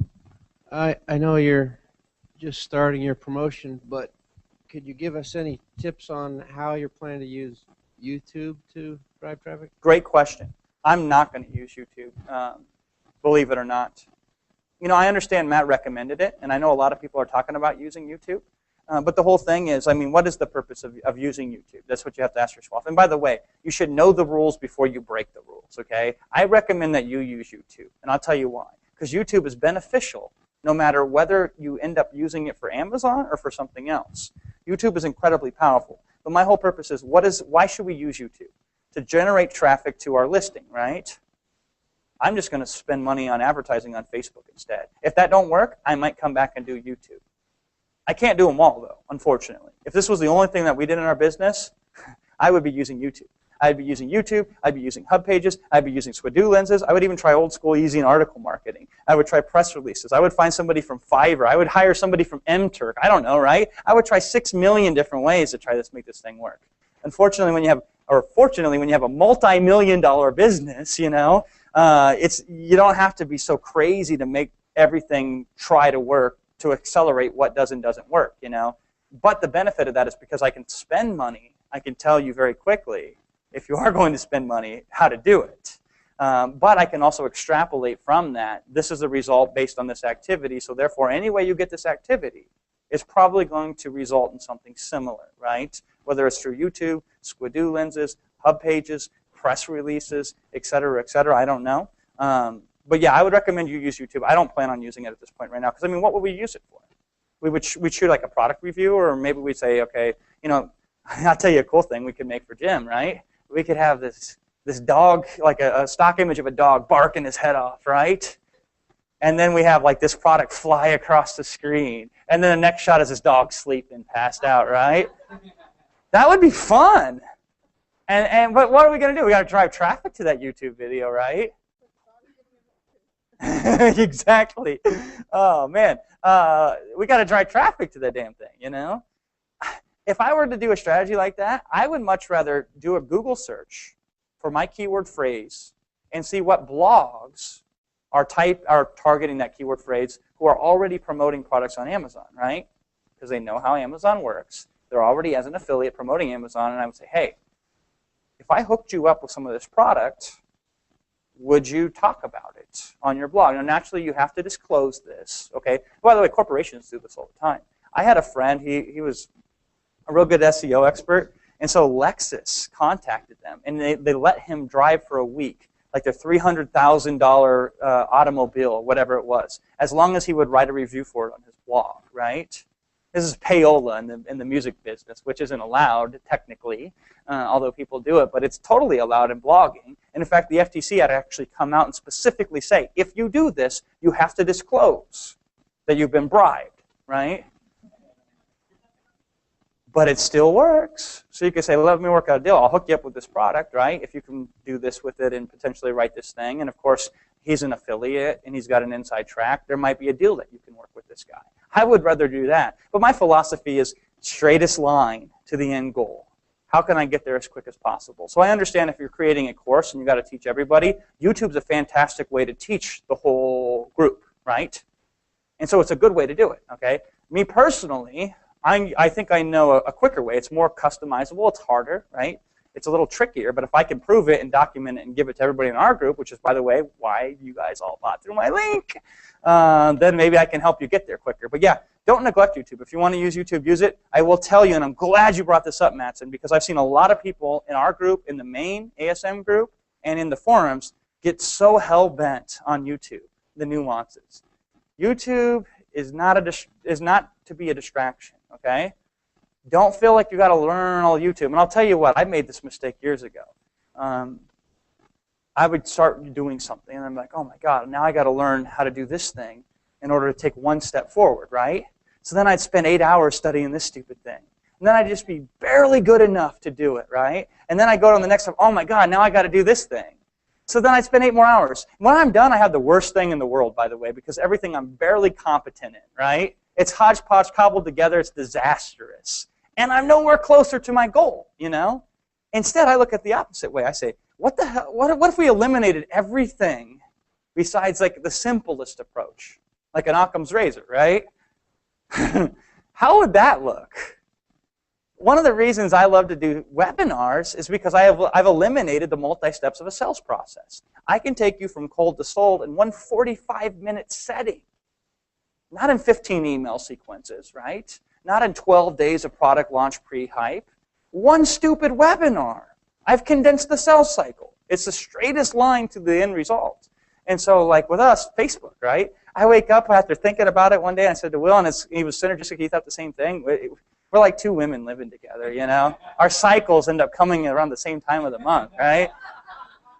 It's that time. I'm getting tired, all right? I'm getting loose with it. And we kind of think the same thing. I said, dude, if you're willing to drop some money on this, let's just blow this thing through Facebook and see what happens. It's just straight line theory is all that it is. Because otherwise you're going to have to get to YouTube and you're going to have to push it. Now, let me give you a twist. If you're really interested in this, Hangouts, okay? Hangouts. Google Hangouts. So let me break that down for you. You find the #1 dog psychiatrist in the marketplace. God, I love that. You couldn't have set me up with a better example to use. And you say to them, let's do a little hangout, and I want to talk, and you can share some advice, and blah, blah, blah. And this hangout will be sponsored by your product placement. That's what they call this, you know? And the benefit to this person is what? What's the benefit of somebody getting on your talk show? It is true, right? But that's very hollow. The benefit is I'm going to show you a tool that you can use personally that's going to help you in your business as you promote whatever it is that this person's promoting. I love authors because authors all have books and they have no idea in the world how to sell them. When they spent 6 million hours writing them, right? So you say, let me show you a way to help you sell more books. All I ask for in return is that you help me out. I want you on the show that I do, right? And the first 3 are the hardest. But I'm going to show you on the show, I'll walk you through this technology on how to use this, okay?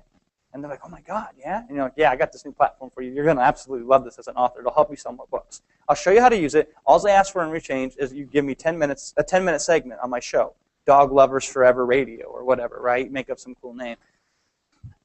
After you get 3, everybody else will want to get in on it. First of all, these guys will tell their friends. And the friends will be like, oh, Jim, come show me what you're doing there, buddy, you know? In addition to that, you go to people and say, oh, Jim and Tom and Terry did it. What about you? Aren't you going to do it, right? Well, yeah, I'll do it. Okay, cool. And so you get this sponsored by, now some of these people may have followings. I would specifically recommend, this is how my mind works, straight line theory, right?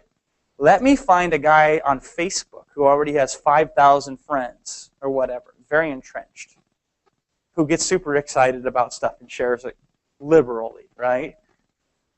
This is the guy that I want to be on my radio show. Because when it's done, I guarantee, without me nudging him, he's going to run over to Facebook and tell everybody about it, right? That's free advertisement. And then if we wanted to be so nice, if we wanted to be nice guys and gals, we could say, oh, and by the way, I noticed that you pushed this out there. If anybody wants to buy my product, here's a coupon code. Specifically for customers of, you know, Jerry Dog Lover, MD, right? The specialist, or the veterinarian. What's the veterinarian's? What is it?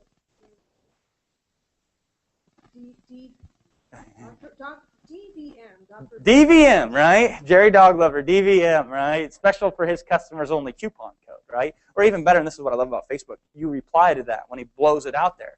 And you can say, oh, you know, Jerry, it was so great to have you. And by the way, some people have asked me about this product that we talked about. Here's a coupon code. Boom.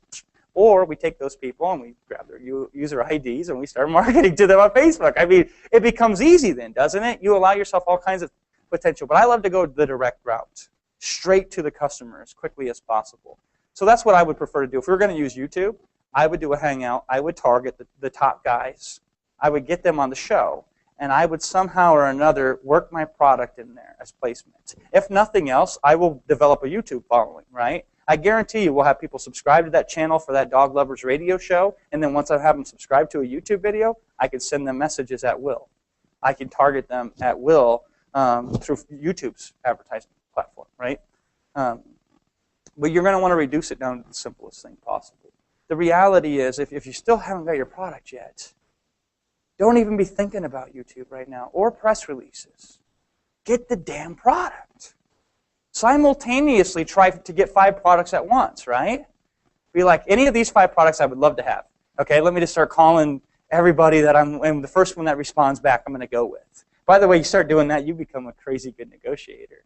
All right, you're going to have to tell me by tomorrow because I'm considering these 3 other products. And it's not a bluff. It's absolutely true. And people will all of a sudden change their tune about what kind of deals they can work with you or the response time, all of that stuff, right? But you can't just sit back and say, well, let me see if this thing happens. So you almost have to work unilaterally, 3 things simultaneously to get your product. Now, if you got your product, your first goal then is to get some activity to help you rank in the search engine. So I would recommend you do press releases before anything. And then after you do press releases, consider doing some of these other things like YouTube or whatever. By the way, configure all the software, too. The email software, the press release software. Hell, I don't even remember the other softwares. But they have a software in there to send stuff out to like feeder sites, the social media stuff. I am definitely going to tap into that. But to me, it's on a list. What you do, and by the way, I do this now automatically, but this is something you should consider doing manually at first. You prioritize your tasks. What's the most important thing you should be doing right now with your product to move it further towards your goal? So don't think about anything other than that consciously until it's accomplished, right? Now here's what's so cool about your mind. Your mind is the greatest thing in the world because it will unconsciously solve all kinds of other problems without you even being aware. Even while you're sleeping. It's really cool. I suggest you do it. It's fun. Okay? But by clearing the mind, so to speak, of all the other noise, you can get that one thing done. And then when that thing's done, what's the next priority? So while YouTube might be in your grand scheme of things to use, if it ain't the thing that you think is the most important thing to do now, give yourself amnesia over it for now. And do the one thing. Let me ask you, Matson, do you know the answer? What's the number one thing you need to be doing right now with your product to move it a step forward? Press releases. Okay. Now, specifically, what's the first thing with your press releases you need to be doing? Probably writing them, right? So then when's the first press release going to be written? Maybe, I don't know. Hell, I wouldn't write it tonight. You're going to be dead tired, man. I would get some beers or something and hang out with some people and relax, right? But the first time you're ready to sit down and get serious, you're writing the damn press release, you know? It doesn't have to be tonight, because that's just as silly as anything. And although if you feel like doing it tonight, do it tonight, right? Just the next available time where you can sit down and devote to your business. You better be writing a press release, okay? Not thinking about YouTube or whatever. And I'm giving Madison a hard time in a sense, but I'm really not. I mean, but that's how you got to think. Now, I do this naturally now. It took me a long time of programming myself to get to this point. But that's how I think. And that you might have to do this manually first, right? So if your first thing is to get this product, get this product. If your first thing is specifically to do this press release, do this press release. If you're that far but you haven't set up a coupon code yet, then set up a coupon code. Now, it's deceptively simple what I just broke down here. In the real world, here's what happens. So Julie says, your product says out of stock, you know, good luck getting this now, ha ha ha, or whatever, right on it? She's moved that step as far along as she can possibly take it, probably, right? I mean, there's ways she could take it further, but she's going to reach the point of diminishing returns. Because I'm already assuming you've probably done past that point, because you've called them 3 times, right? I would have called, you know, and this is just me, but I might have been wrong. And you might have been right to call them more often. I'd call them once and say, hey, what's the deal here? And then I'd say, oh, forget it, I'm just going to get it shipped there as soon as possible and then see what happens, right? But in the meantime, then, while that thing is on pause, so to speak, and while we're waiting on the result of that, then I'm doing the next step, right? This step is open-ended. I'll have to come back and check it and finish it potentially, right? But the whole purpose of that thing is I'm not going to wait. So when we take these steps, we don't wait, by the way. Waiting is the worst thing you can do in the world.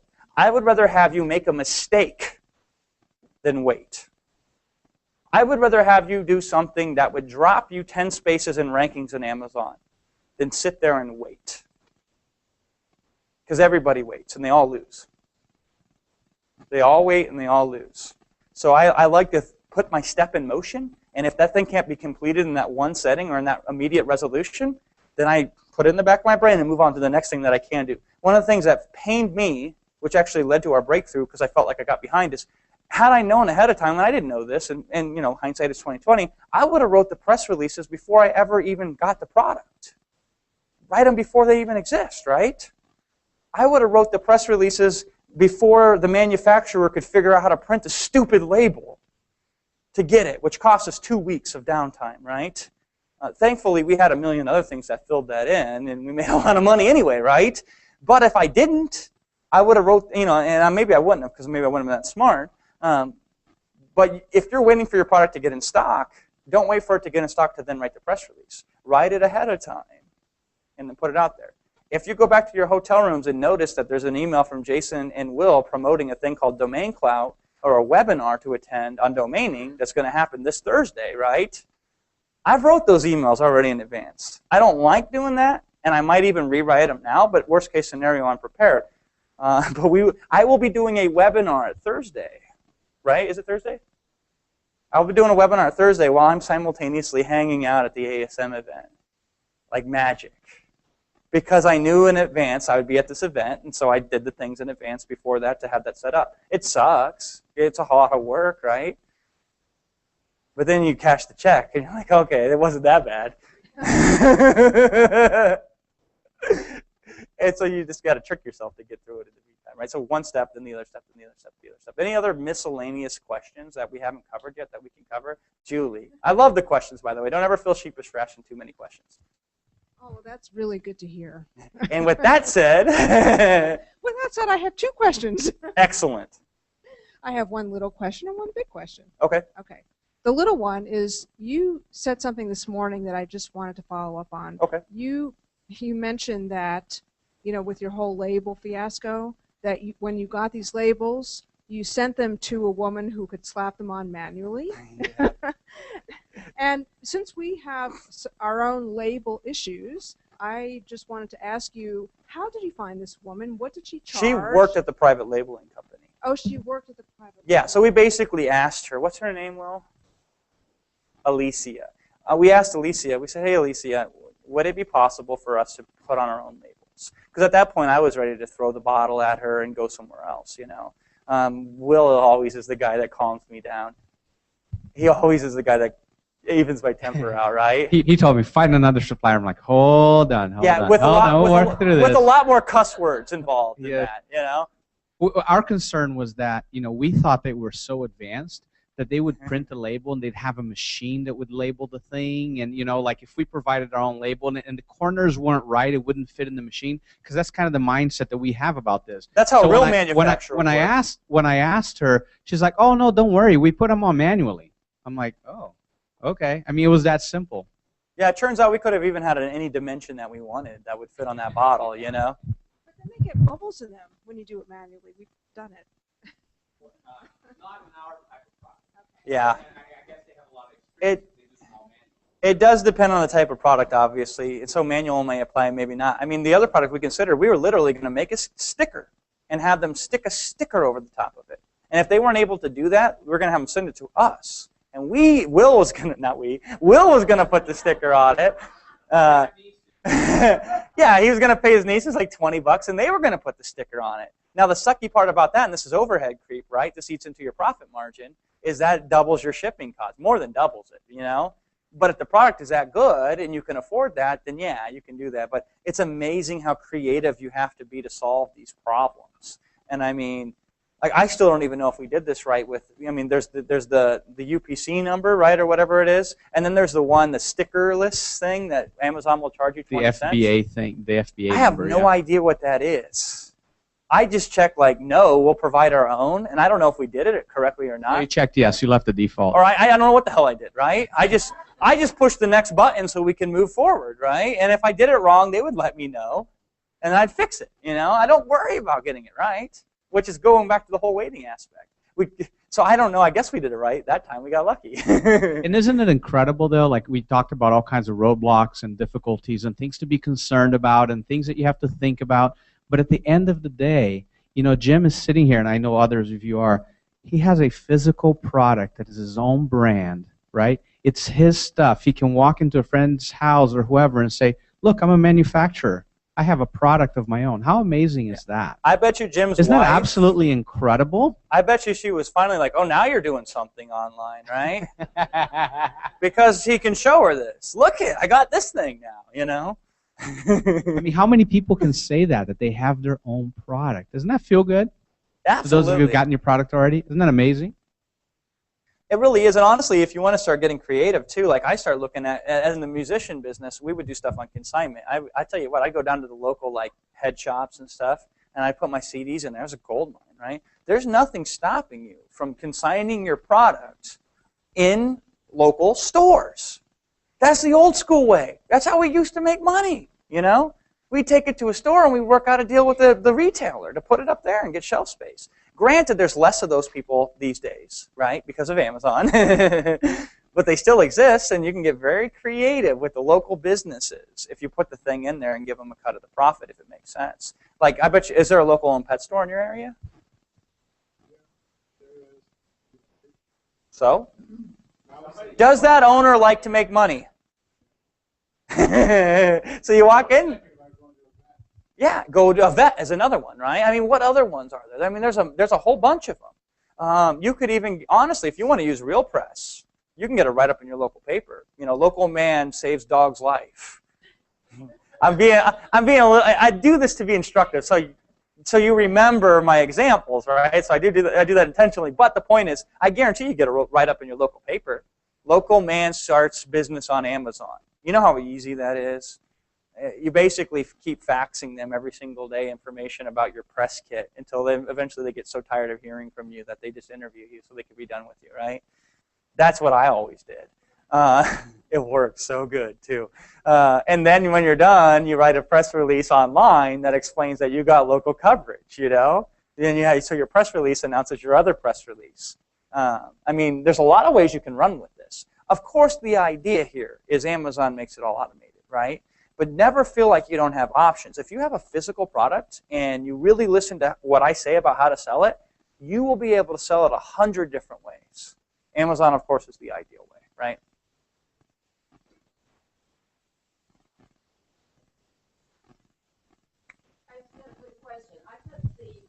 Will? Oh, yeah. You're going to make me walk.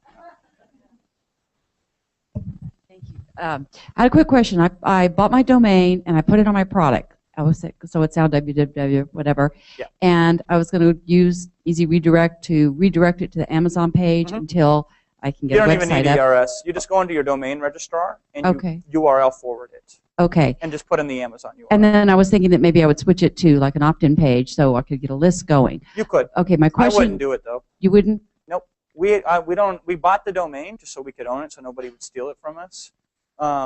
We just forward them, I guess, now, but honestly, I'm not even going to set up a website for our product. I'm just going to run it all through Facebook. Keep it simple. All right, my question was when you were talking about earlier in the day about using the Facebook and the customers, special customers, and you would use a URL that they would click that would take them to the page of the coupon. That was my question. What should that URL be? Any URL that you can generate. Should it be, I already chose, the .com. Should it be just... Yeah, so it could be anything. It doesn't have to be tied to like a brand. It doesn't have to be. Yeah, I mean, ideally, if you take them to like sarahlee.com/whatever, that's cool, right?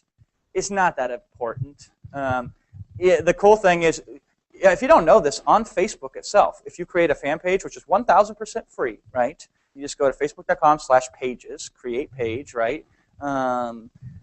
It's free. And if you post a status update and you click on the date of the status update, that will generate a URL for you. It'll be right in the URL bar, and that's the URL that you can use, right? Just make it clickable, right?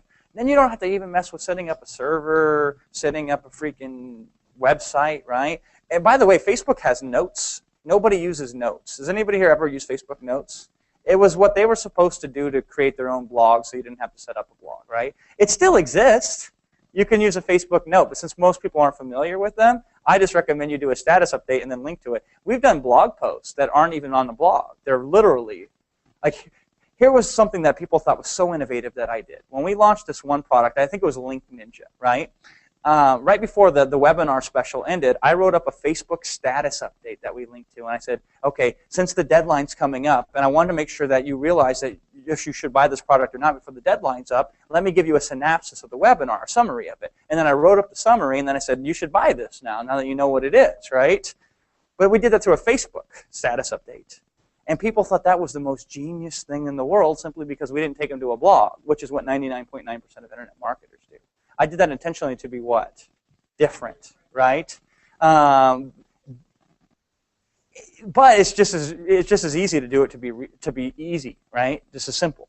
So we don't have to set up a domain. Like I said, I know Matt recommends it, and it is a best practice, and it's nice to be thorough in the product, but it's going to be a long time before we build our personal brand URL domain with a crazy website that makes us look like a legitimate company. You know, I'm taking it to Facebook.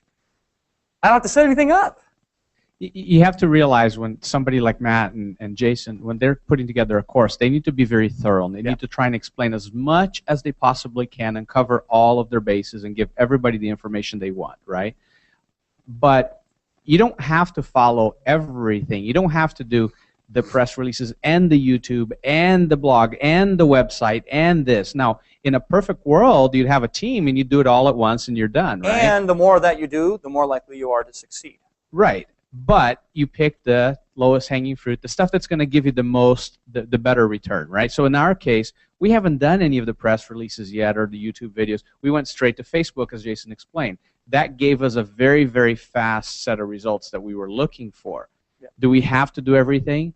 I mean, it'd be great if we could, but there's so much time in a day, right? And so when you have the full YouTube course that came with ASM, wasn't that a great bonus they added? That was awesome, right? How many of you have gone through the whole course? Okay, the rest of you don't. Pick only the things that you absolutely need to know, because you're not there to learn all about YouTube. Or only go through it if that's the only thing left that you need to know to move forward with your next step.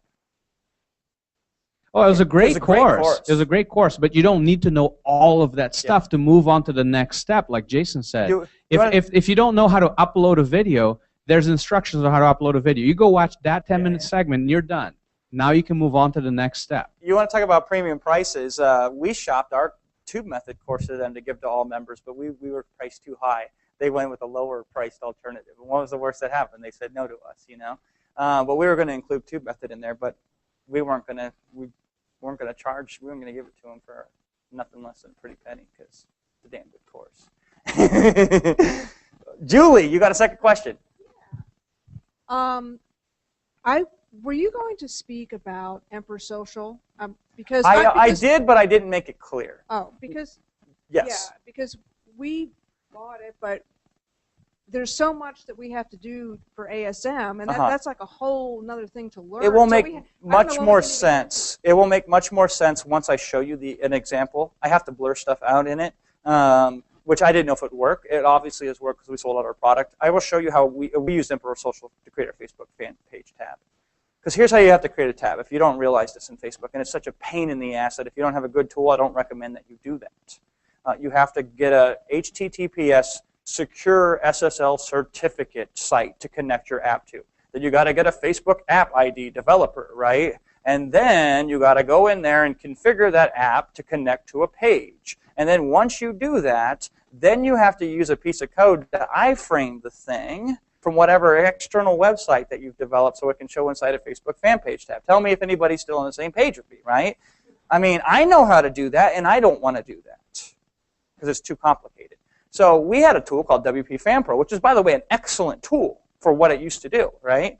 But to get to the next level, we weren't willing to go that crazy into building a tool that would do that, and these guys did that. But the point is, we prefer, in an ideal world, if possible, and this is what we're doing, and this is why we recommended it, amongst other things. There's a million opportunities to use this for, and obviously, you'll notice in the coming weeks when we break it all down, but we use it to create our Facebook fan page tabs. Because I log into Emperor Social, I drop in a couple images that are basically calls to action, and like an image with the coupon code and stuff. And that's what I advertised. By advertising to a fan page, my advertising cost is much cheaper. Because Facebook will not tell you this, but they charge you a tax to take somebody off of their website. Facebook doesn't want you sending somebody somewhere else, right? So if we keep it in the family and send Facebook people to Facebook, deeper inside of Facebook, right, to a tab as opposed to an external website, Facebook rewards us with a lower ad cost. In addition to that, Facebook users, it's easier to do a two-step transition, you know? It's like, hey, nice to meet you. Want to get married? No, we got to court each other first, right? So we introduce each other on the status update. We take them on a date to the Facebook fan page, and then we marry them once we take them to our Amazon listing or our own website, right? So, by the way, that increased click-through rate also lowers our advertising costs even further. And so the way that we serve up these custom audiences and where we take them to is all through Emperor Social tabs, because the reality is, even with our own software, it takes longer than it does to set this up. And specifically, they have certain functions which I will highlight in the coming weeks that make certain things very powerful to do, specifically with Amazon products that I've never seen anywhere else, if that makes sense. But the long and short of it is remember earlier when I said if we're taking them to a press release, we're taking them to an external web page right away for the most part with instructions. If we're running a Facebook ad, I'm taking them to a Facebook fan page, specifically to a tab with those instructions on it. And I use Emperor Social. And then you're getting likes and you're getting people to share. I use Emperor Social to create them, but you can use any tool to create them. Although by far it's a million times easier to do that than anything. And then, yeah, I mean, you also get secondary benefits, right? We're getting likes. We're getting people to comment on our pages. We had one lady say, "This is spam. I marked you as spam. I report every ad that's like this as spam on my news feed," right?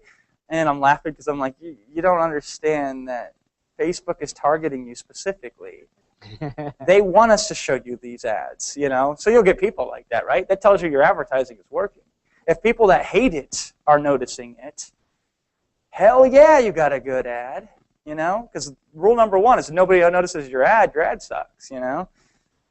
How many of you got the Emperor Social stuff? Cool. Yeah, so when we decided to promote it, Jason dove right into the tools, and within a few minutes he showed me, and I actually was confused because it was so simple. I was looking for more complexity. But we did a webinar on it on Saturday, and that afternoon I took the webinar and literally posted on the tab on a page on Facebook, and then we ran Facebook ads for it on Sunday. Yeah. So it was very We cool. actually sold a lot of Emperor Social through the Facebook ad to the tab that we built with Emperor Social, right? Which, by the way, goes along. That's a hell of a selling point, by the way. If you can show your own product in use yourself, and you use it, and you're the owner, right? I'm not just the president. I'm also a client, right? That could go a long way to yourselves. When can we expect to have your walkthrough? As soon as humanly possible. Oh, okay. I know it's a cop-out answer. We actually have Rebecca working on some stuff now. Although, in true Jason Pladlin fashion, I've gotten angry 3 times already at everybody. But I have some stuff I'm personally working on that I'm going to show her. Once I show her, then she can explain to everybody, but I'm also going to myself, because I've been in there. Show exactly how I'm using it. There's a lot of ways I'm using it. Yeah, realize that Emperor Social is a whole lot more than the stuff we're talking about. There's a tool associated with it. There's a couple of different courses. They're going to have a live set of webinars that's going to train you in some techniques. Yeah. We're only going to use one little specific portion of it. We're not going to follow the whole Emperor Social business model. But the tool by itself is worth its weight in gold. I mean, it's amazing. And that's the kind of stuff that we're going to be showing you. We're not going to walk you through the course and help you in the Emperor Social stuff. Rebecca is going to do some of that, by the way. She's our social media expert. But the stuff that we're going to talk about that is ASM related, even folks that didn't get Emperor Social are going to be able to benefit, because you can still do all that stuff. It's just going to take you longer without the tool. Well, and the lessons, but you'll still be able to do it. The lessons are the most important thing. And just like anything, right? I don't care what it is. You don't even have to use Facebook. The whole point is, how do we get in front of people to distribute a message to get them excited enough to buy our product? And at first, we're trying to get them to buy it so we can rank higher in the search engines.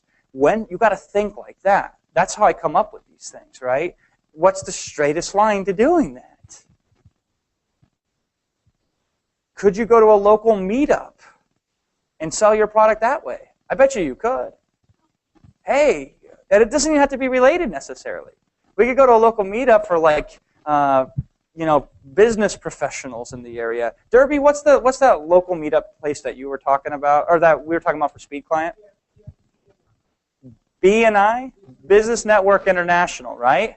I guarantee you, if Derby walks in there with his product that he has on Amazon, and he tells other these guys, hey, I'm doing this little Amazon business on the side, maybe you'll help me out with this thing. I want you to go, when you get home, go here and order this damn thing, you know? I bet you they would do that, right? Took you a while to think on that one, right? Straightest line to get the result.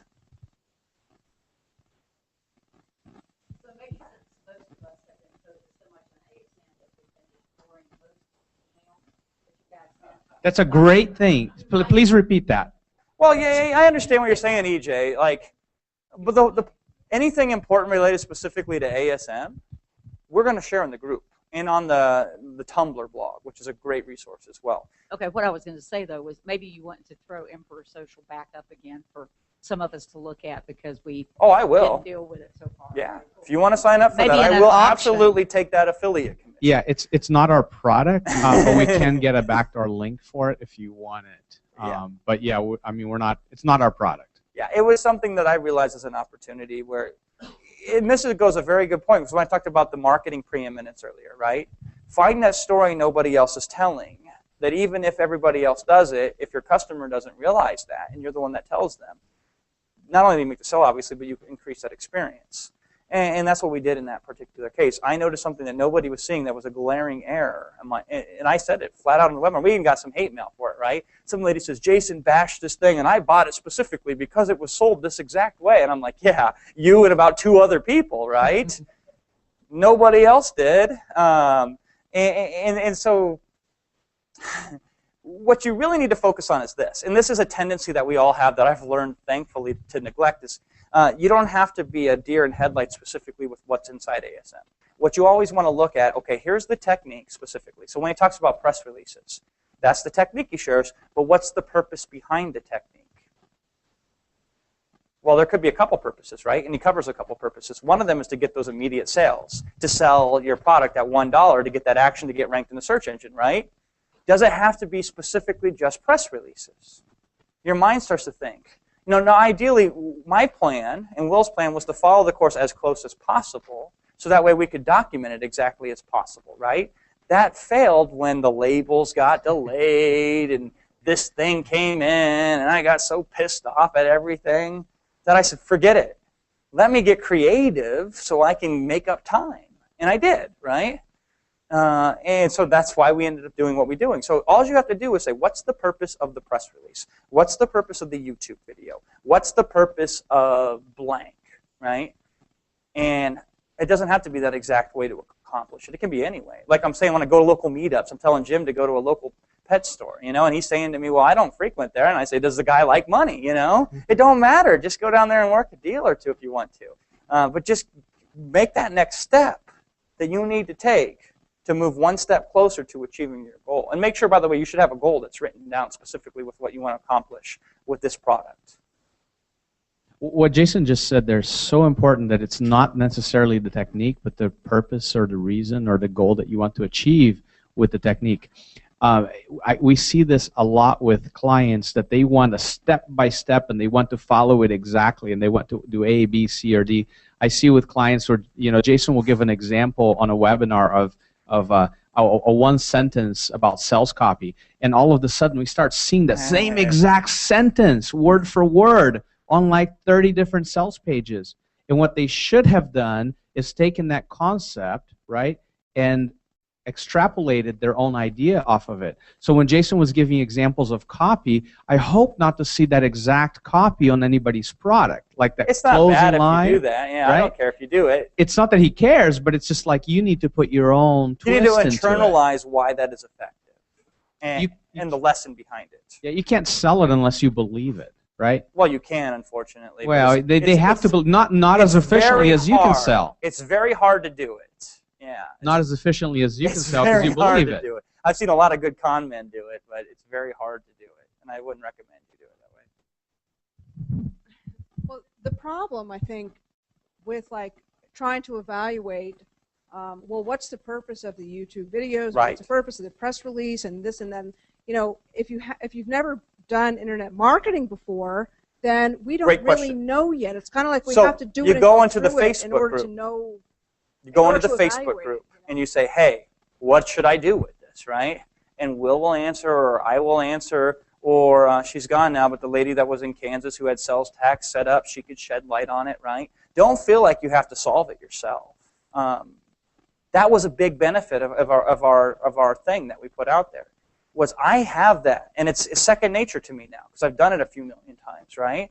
So it takes me this long to help you out and to put your answer out there. If I can't do it, Will can do it. If he can't do it, somebody here has some unique experience that they could shed a light on, right? How- And one more thing. By the way, just because there's one right way to do it, it doesn't invalidate every other way. There can be multiple right ways to do it. And I think people, they think too binary.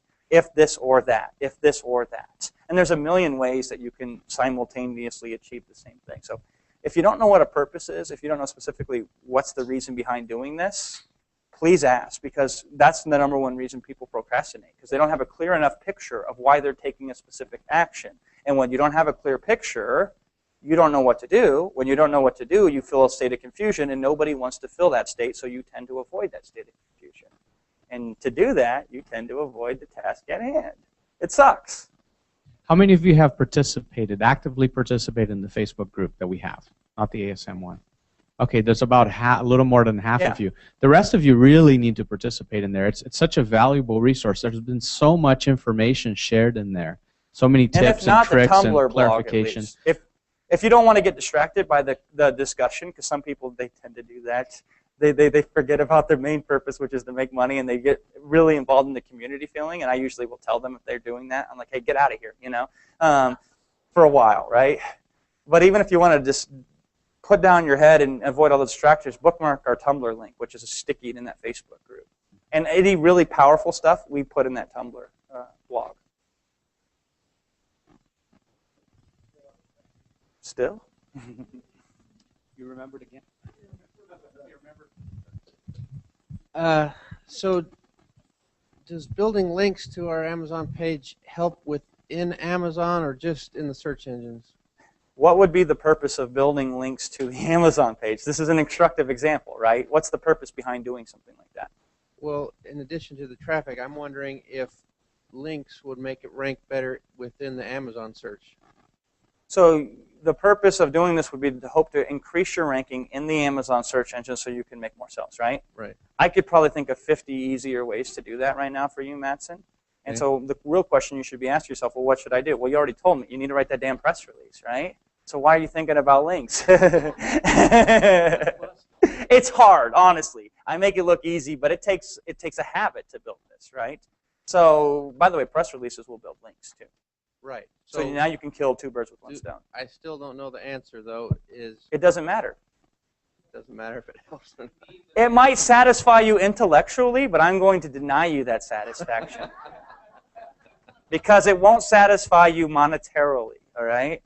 Think press release. Press release. It will if I outsource a bunch of links. Press release. No, because then you'll be distracted by your outsourcer and what he's doing, right? Honestly, here's the deal.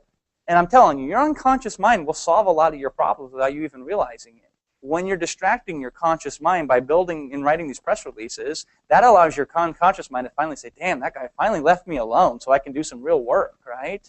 And then that will give you the solution. So that's when you'll wake up in the middle of the night like I did and say, Facebook ad. Boom, there's a solution, you know? I didn't think that way. It popped in my head while I was focusing on the next task at hand. I know it sounds like magic, because it is, okay? But it works. It's real magic. It's really important to get used to not knowing. Seriously, and to giving up and just say, you know what, it doesn't matter, let it go. So it really is. I know it's bugging you because I'm like you in that I really want that damn answer. But you know what? Let it go. Like, let this be your first step of letting go. What's your first thing you're going to do? Press release, right? Done. And by the Seriously. way, the press release might be the dumbest thing for you to do, okay? But it's still good to do it because then you don't have to worry about it anymore. Then you move on to the next thing. You get it out of there, yeah. Question about contact information. How deep do you go? Do you provide like your usual level of customer service? Do you provide an email address, a phone number? Nothing, really. None?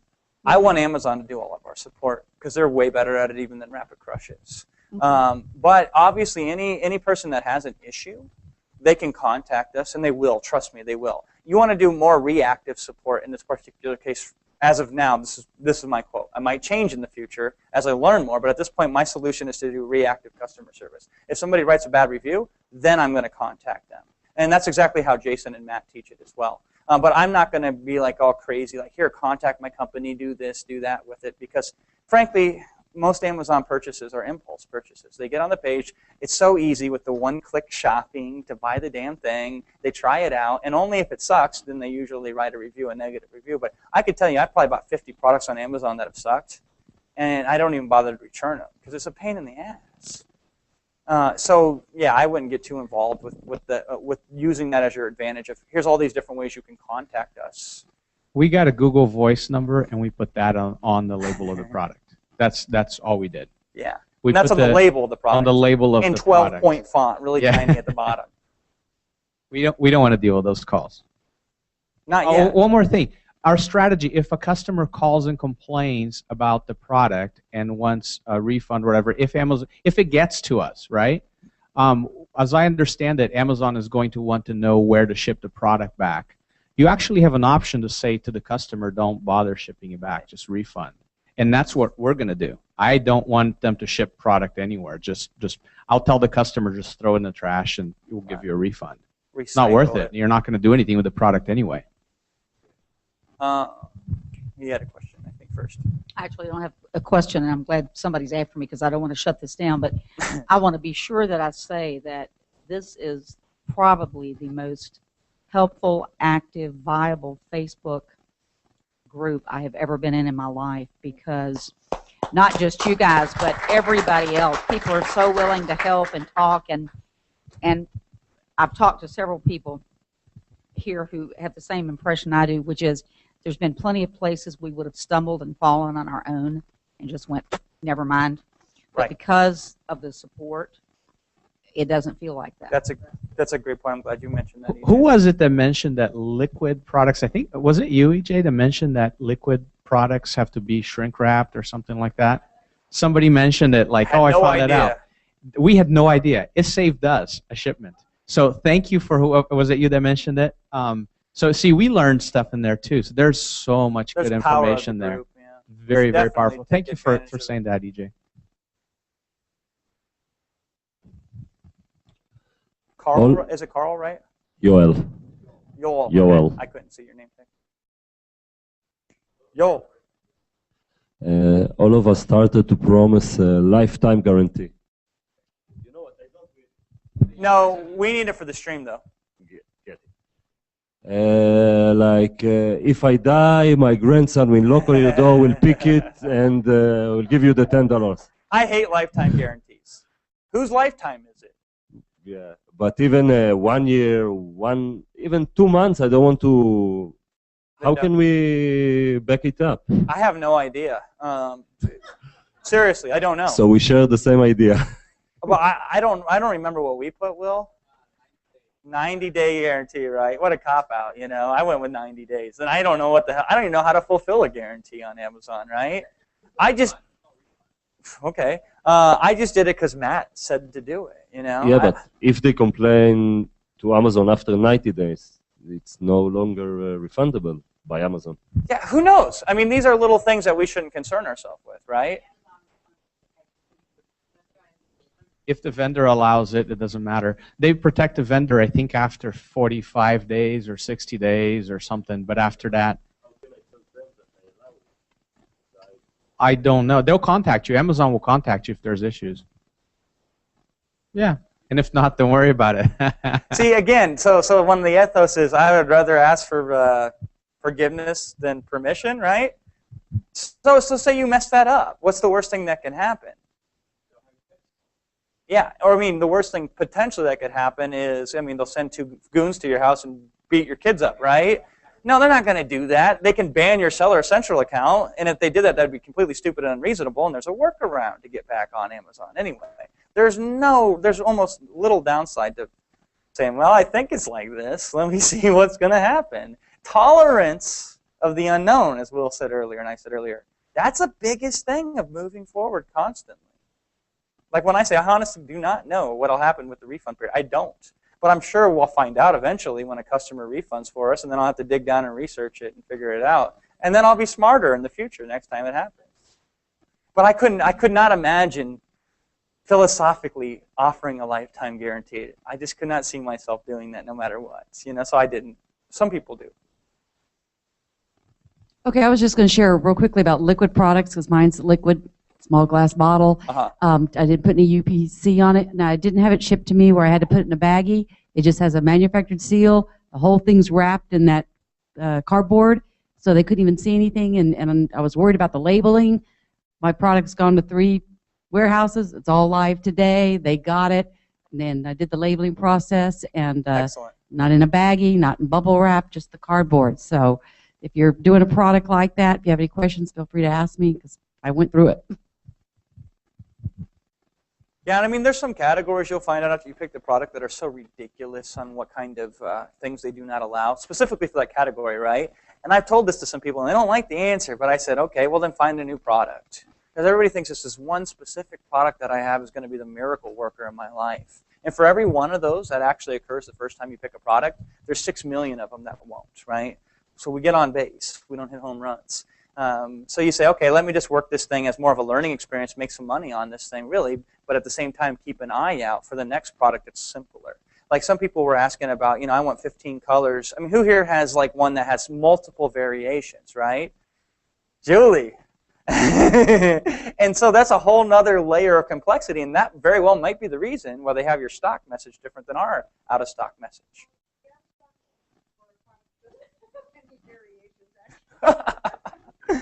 Yeah, so who knows, right? And I understand there's some products where you want to buck that in general, where you have a really good feeling and you're excited about that, so you will make up in obstacles what you have in obstacles with excitement to help you surpass those, right? But for the most part, like I've turned down, you would be almost sickened by the deals that come across Rapid Crush's desk of opportunities that I turn down on a daily basis because of the complexity involved. Derby's a walking example of that. We're launching a product with Derby here in a couple weeks, or maybe less, Speed Client. And the first time Derby came to me, I mean, this guy had like hundreds of businesses paying him checks, and he showed me the system. And I said, Derby, you are insane if you think I can sell this to the customer, right? Because it was super duper complicated. I knew it was a powerful system, but I told him, I go, come back with a better system. And 4 months later, Derby comes back with what he calls a simplified system. I consider it complex, but not too complex. And so we put together a training on it that we're going to launch, right? But I turned him down. I made him go back and fix it and make it simpler. Even though I knew it was a massive opportunity, I wanted to make it as simple as possible. There's been things that we've passed on that are probably $1 million opportunities that I looked at it and said, there's too much in the air on this thing that I can't understand all the variables that controller. We had a streaming technology 2 years ago that we developed. Spent countless time and a whole bunch of money and hours on, and we shelved it because I'm like, I don't see how we can make money with this in the next year, and we moved on. We want to reduce everything down to the simplest elements. So I wouldn't pick a product personally unless there was a very good reason why that has multiple variations. And this is me personally, and this is somewhat of your personal makeup. But I mean, who here is doing products from China? A lot. Okay. I personally told, well, I did not want to start with a product from China because how many layers of additional complexity is involved in that, right? Now, let me tell you, this is what comes down to personal makeup. I'm a hell of a good salesman. So I knew I could make up for the additional money we would pay from our product in the United States with better salesmanship and charge a higher price, right?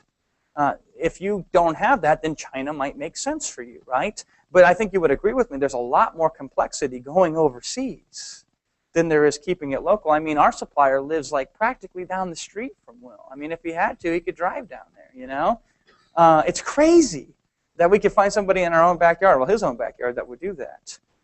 So again, that's a reduction to the simple thing to him. And I told him, I go, I'll never go to China. I would never want to fly in a plane that long. So that made it simple enough for me right there. We have a whole bunch of people we can tap for expertise when we go to China. Exactly. It's awesome, when right? you go to China. When I go to China. And I understand the value in China. And really, I've been to China. That's where the real money is at, going to China and getting those products sourced cheaply, right? Who was it that was talking to me about quality of their product from China today? Share some of your experience with sourcing from China, because most people have a very, very skewed view about products from China. Well, the biggest problem, I think, with trying to source from China is just getting them to understand exactly what you want. And because a lot of times they're pictures of whatever product you desire, and the actual sample may be a little bit different. A little bit. Or they'll have a picture up of something and they don't make it. But they look for somebody there to make it for you. Right. But other than that, like I found a really nice lady She went back and forth with me about every single detail of quality that I wanted. There was some things about my product that I wanted to change. She changed it, no problem. And the hardest thing about it was that the negotiation took a lot longer than I thought it would. So it took me, instead of something I thought was going to take about a week, it took more like 2 months. What's your name? Michael. Michael. Quick question, Michael. Did she talk with you over the phone, or did you have to do it via Skype? No, I wanted to do everything by email. Okay. We communicate by email, and she wants my Skype number. I didn't want to give it to her because I wanted whatever her impression of me to be to remain that way in her own mind. Okay, gotcha. I have found, like and this is from many experiences, that it's funny dealing with a lot of overseas people that are kind of not confident in their English skills. Many of them will not want to speak one-on-one with you. They prefer doing it Skype chat. That's like their #1 favorite thing to do is Skype back and forth via text message on Skype, right? So you might have to deal with that. On the other hand, some of them like to talk, but a lot of them are very insecure about their English, so they don't like to speak it out loud. So don't take that as a slight, and for most cases, or that they're avoiding you. Just know that going in, I will tell you, it is painful for me to chat back and forth with somebody on typing. I want to pick up the damn phone and talk to them right away and get it done and move on to the next thing, right? So just factor that into your time frame of how long it's going to take when you're working a deal, especially overseas, because that will definitely compound. One thing Michael told me a lot of earlier that we were discussing was on the quality issue.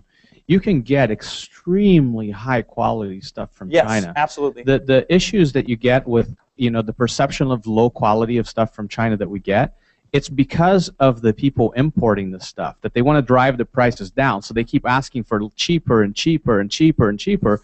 And what does the manufacturer do? They start substituting components and parts and pieces or materials for less expensive stuff to meet your demand.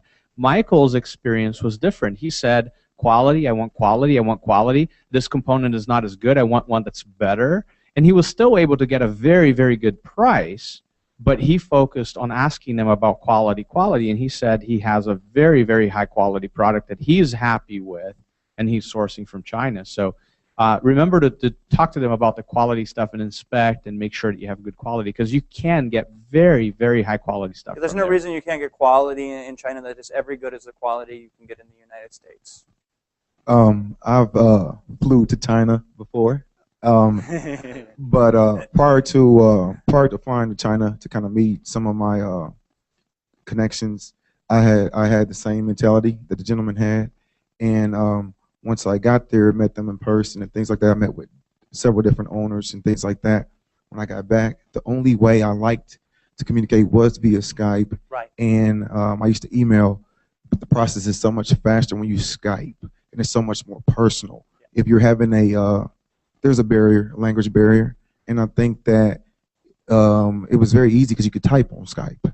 Therefore, I would tell them, hey, wait 1 second, and I can let you know exactly what I want. Point. So then what I will also do is, at times they would want to know exactly what I was illustrating. They wanted a visual. I could just Gmail them the visual, be there, and they could literally, you see them shaking their head, oh, I understand.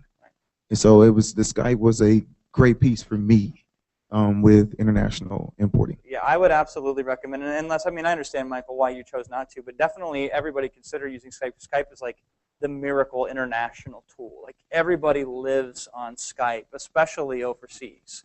And some of them will use it to talk. Some of them will use it just to text, right? A lot of people use Skype as their own personal phone, right? So anytime you're calling them, it's forwarding from Skype, and that's how they're answering it. They're Skype phones.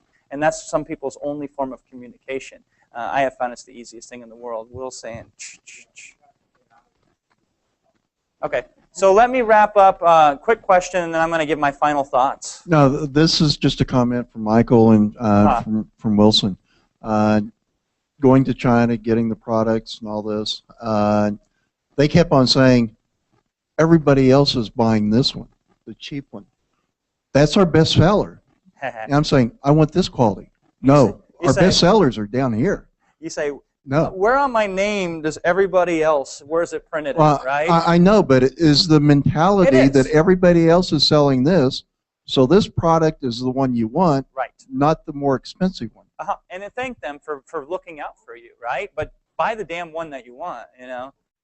Yeah, it's just, isn't it crazy? They'll try to talk you out of the sale. But that's beautiful, being different, right? If everybody's getting that one, I immediately don't want that one because of everybody that's getting it. By the way, our MacBook Pros, they're assembled in China. That's where they're put together. Final thoughts, all right? I will be brief. We'll be done in less than 10 minutes with my final thoughts. Here's the deal. I've crammed so much information in your head today, I'm surprised somebody's head hasn't exploded yet, right? And we haven't even started the event. Isn't that insane, okay? Over the next coming days, and how long is this event? Like 4 days, right? 3 days? Oh my God, that's an eternity. And you're going to hear all kinds of stuff. Hell, even the stuff I said today, I've already overwhelmed you before the event's even started, right? Which is a challenge for me, because I can keep it simple, right? Or I can give you as much as I can give you. Now, here's the real challenge, and here's what you need to do to get the most out of this. You should specifically say, okay, now from what I learned today, plus what I'm going to do with the rest of this weekend, you need to set a specific seminar goal. So by the time the seminar is over, I will have accomplished the following things, right? This is how you can create a filter of information to something that's specifically tangible now. So Mattson's not going to go back to his hotel room tonight and have 6 million competing thoughts fighting over his brain cells, right? He's going to know if my specific goals are to do this, and specifically with press releases being one of them potentially, right? He knows that's his first action item. But if his things were like, to get that done, I have to learn how to do press releases, then he should have a specific filter tuned in. Anytime an author or somebody speaking, Matt or Jason or somebody brings it up over in the lobby, I'm going to overhear a conversation, whatever, about press releases, I'm going to pay careful attention. And I am going to filter through specifically what they're talking about to what I think is most applicable to me. Here's the other thing. For all the people that took notes here, I'm sure you took a lot of notes. Yeah, the standard close is, yeah, I have a sales close for that because I know you note takers, right? I will tell you the best way to handle your notes. Retake them, but force yourself only to write on this set of notes a half of a page. So take a full page out, rip it in half, and say, this is the only half of the page out of all the notes I take today. Which notes are going to stand alone on this half page, right? That's the notes you write down.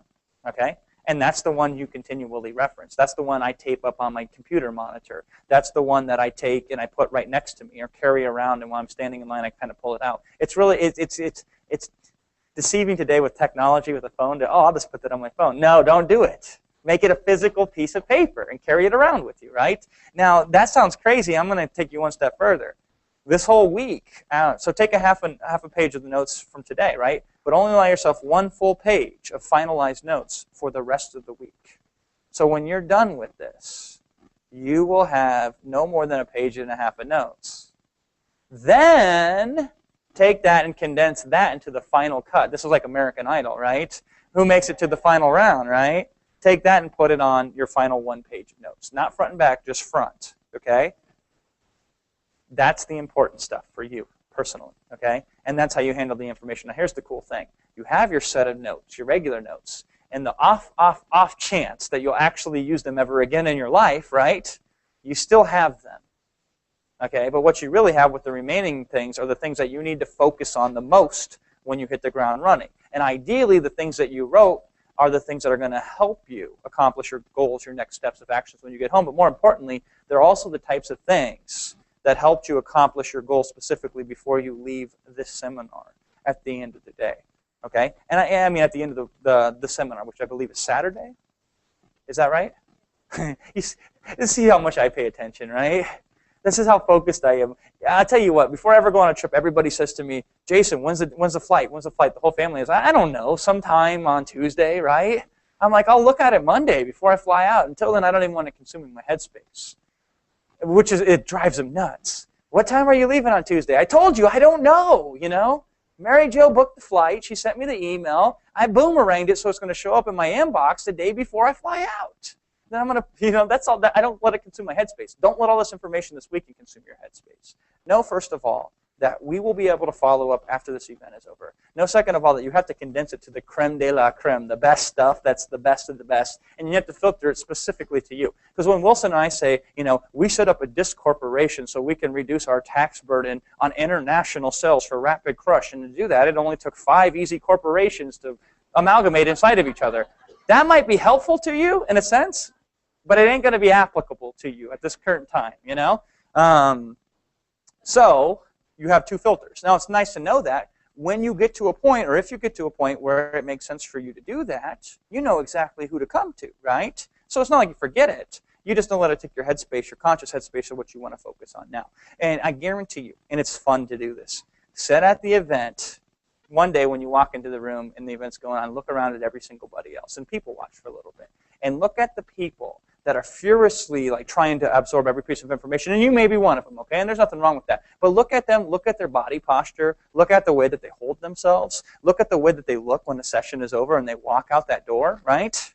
And realize if I looked and felt like that, how much more likely am I to take action on this stuff, or how less likely am I to take action on this stuff, right? And I think you would realize then that you are working yourself into a state of unresourcefulness when you do something like that. And that is a state of not being empowered, and if you're not empowered, you're less likely to take action on something. And so you want to figure out a way to work yourself into a state based on the information you take in this weekend to make you more excited about your opportunity in your business than you were before you went to the event. That's your goal. And then you will know it's accomplished if I see you, like when we're flying out Sunday, and you look better than you did when you walked in the door today. All of a sudden you grew 2 inches. All of a sudden you have color in your face, right? Your shoulders, I can see them now, you know? Yeah. That's going to happen too, right? But that's okay. But in addition to that, you've changed your posture, but excitement, of course, you can't cash at the bank. And in addition, we're trying to anchor the excitement specifically to actions. And our actions should be kind of relegated to the things that we reserved in that final cut notebook page that we've created today. So that's what I do. You'll see me, I won't even take notes. I take notes in my head, and then I go back to the hotel room and I write them down. And if I forget, then I bug somebody. Hey, what was that one thing that they were talking about, you know? And then I try to remember and I take them down again. So that's what you want to do. You do that, and you will have an unfair advantage over like everybody else who wasn't smart enough to buy through our link to be here at the special one-day pre-launch event for ASM. That's all I got for you. Thank you for being here.